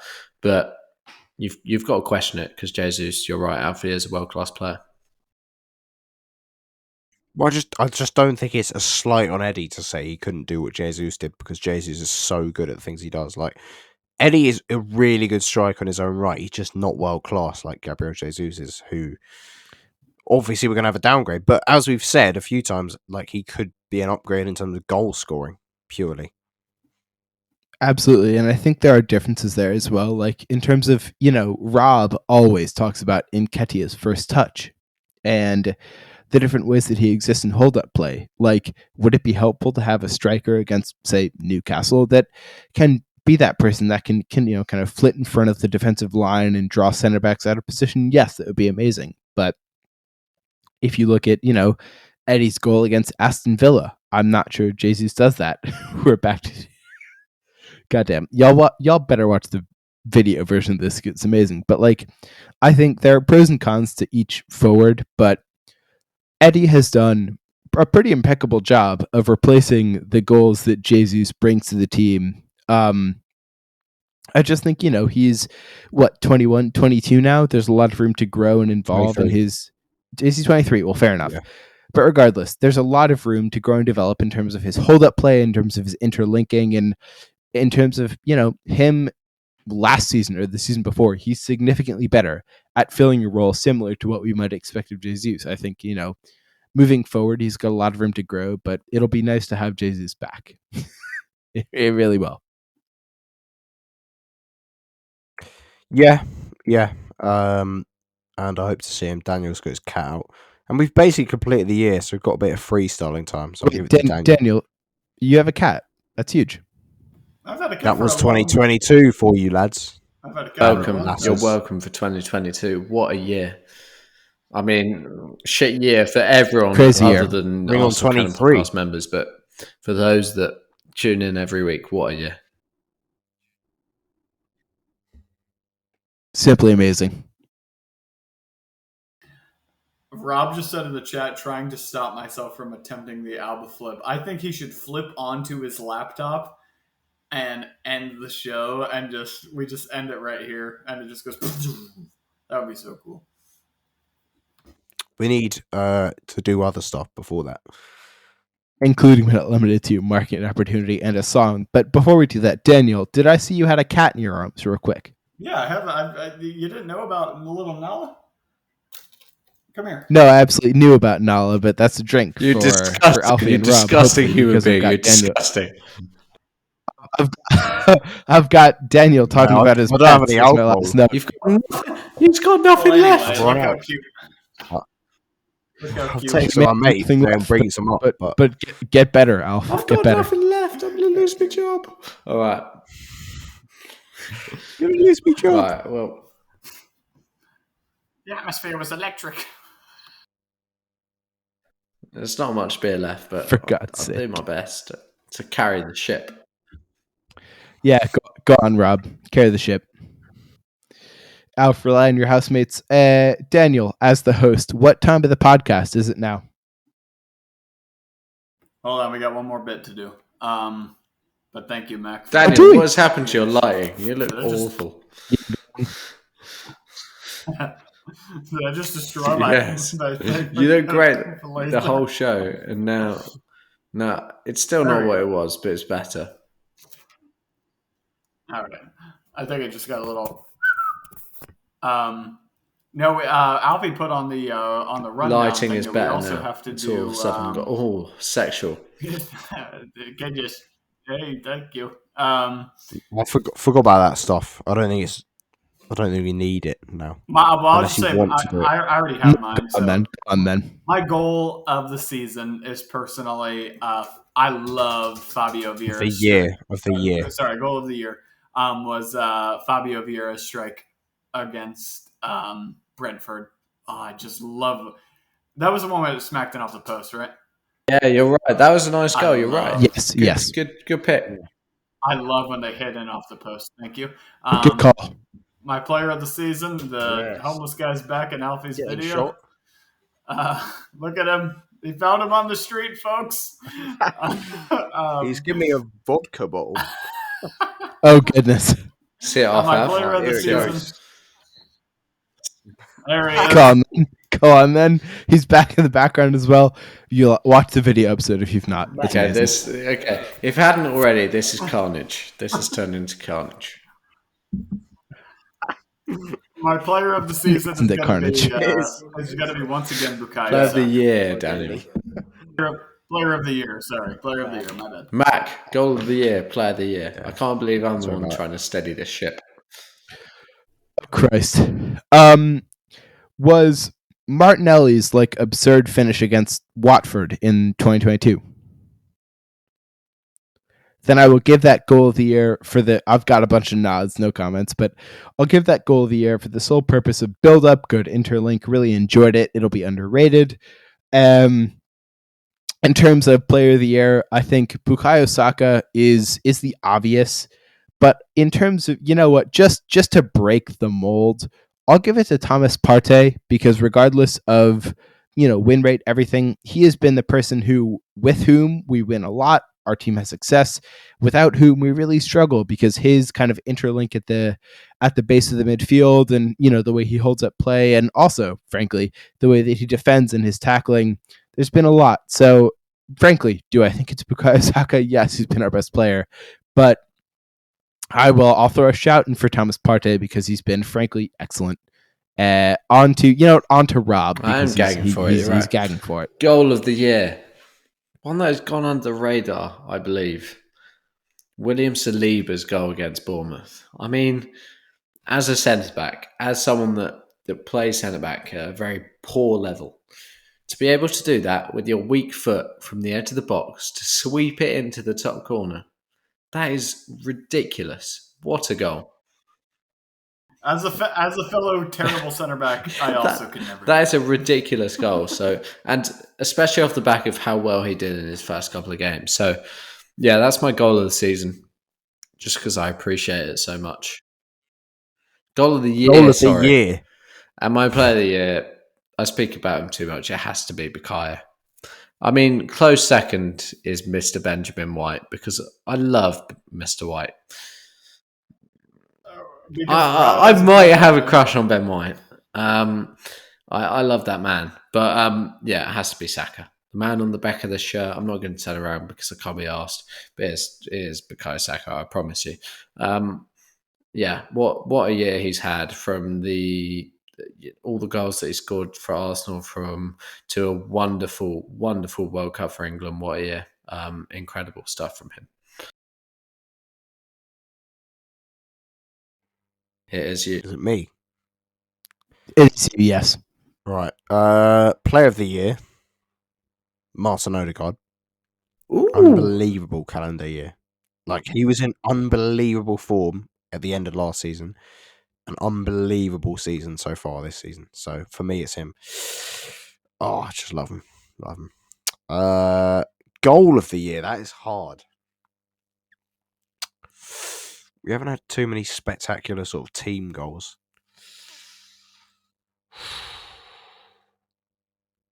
I might go Thomas Partey versus Forest. That was a lovely goal. Nice. That was a lovely goal. The finish is unbelievable. The Spurs goal not was versus better. Tottenham. I think the Forest one's... No, mate. No, I think the Forest one's better. You're being biased just because you were there. No. I was at the Spurs one as well. You're different because it was just because it was in the second half and it was North Bank and it was fired at you, wasn't it? No. The context of the game, obviously, it was a more difficult effort as well. But to be fair, you're right. The Forest one. The Forest one. Who's a better keeper? I think we all know. Dean Henderson is honestly. There's one angle where it's outrageous. There's one angle of the Forest. When are we going to talk about that in a different podcast? Of course. I think Hugo Lloris is absolutely diabolical, and Dean Henderson is much better than him. Yeah, mate. Let's not forget Cedric against Everton. What a goal, mate! What a goal. Forgot about that. Mate, also, he just crosses it in. He literally crosses it in. I think I wasn't like the best looking goal per se, but like that Xhaka one versus Manchester United for me. It's a lovely goal. Just sealed it for us. I think. That's a shout. That is just for context, everybody. The official Arsenal goal of the year was Thomas Partey's against Tottenham Hotspur.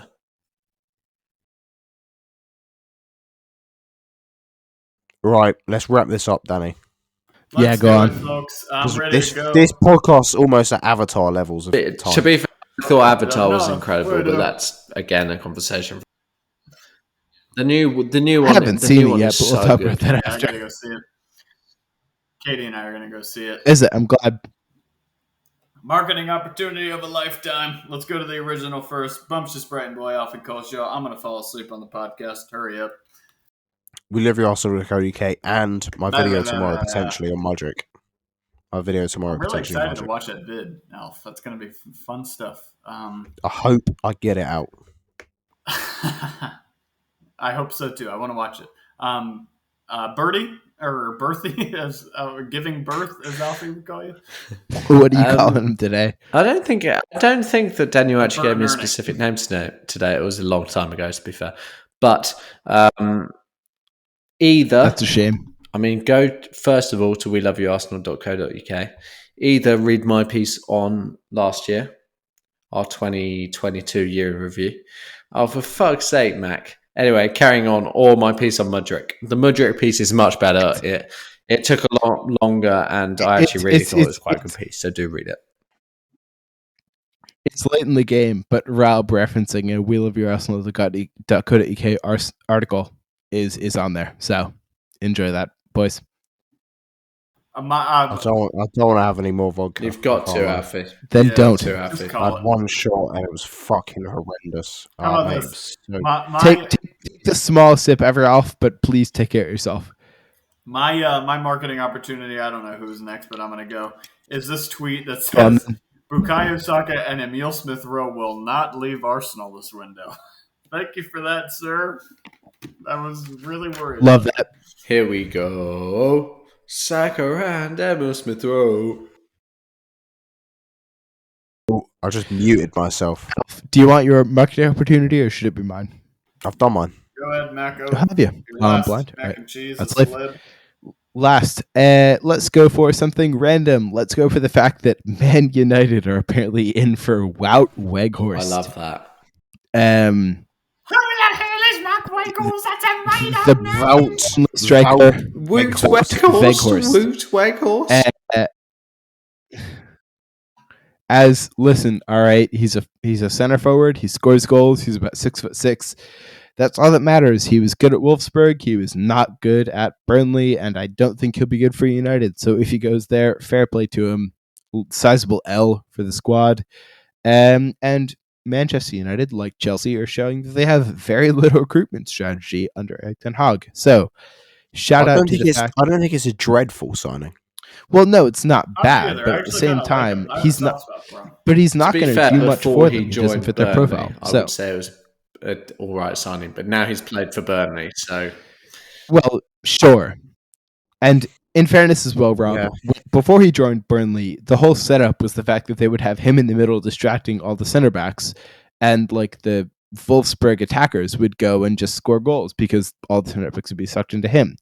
At Burnley, But he I didn't prove feel that. like Ten Hag likes like very physical, tall number nines. Like he had Haller last season. Well, sure, but like before yeah. that, Remember, it it was Tadic. Dusan He Tadic, can and he's adapt. nowhere near. Yeah, It was Tadic, but it was Yeah, also but Haller. remember his most I don't know. successful team. I not mean, to have fair a enough. Man I think- United podcast on. Debate on a United. No, go ahead, on man. a Arsenal podcast. By the way, United are nowhere near being back.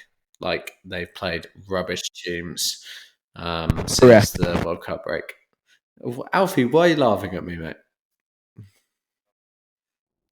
There's no need Don't to worry. laugh at my drunkenness. But yeah, United are nowhere near being back.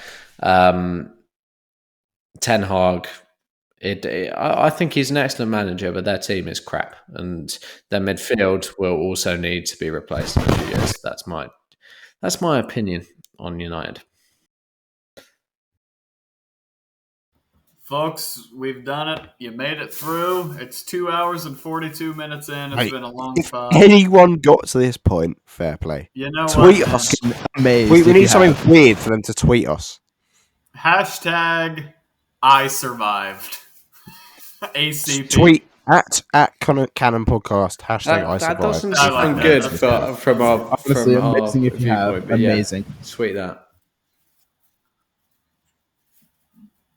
But it's been a pleasure, boys. I love it. Apparently, Katie's sick as a dog out there, so I got to go take care of her. But I love you. Love you all. I love this show, man. I love doing it so much. I love the drunkcast especially because I love alcohol.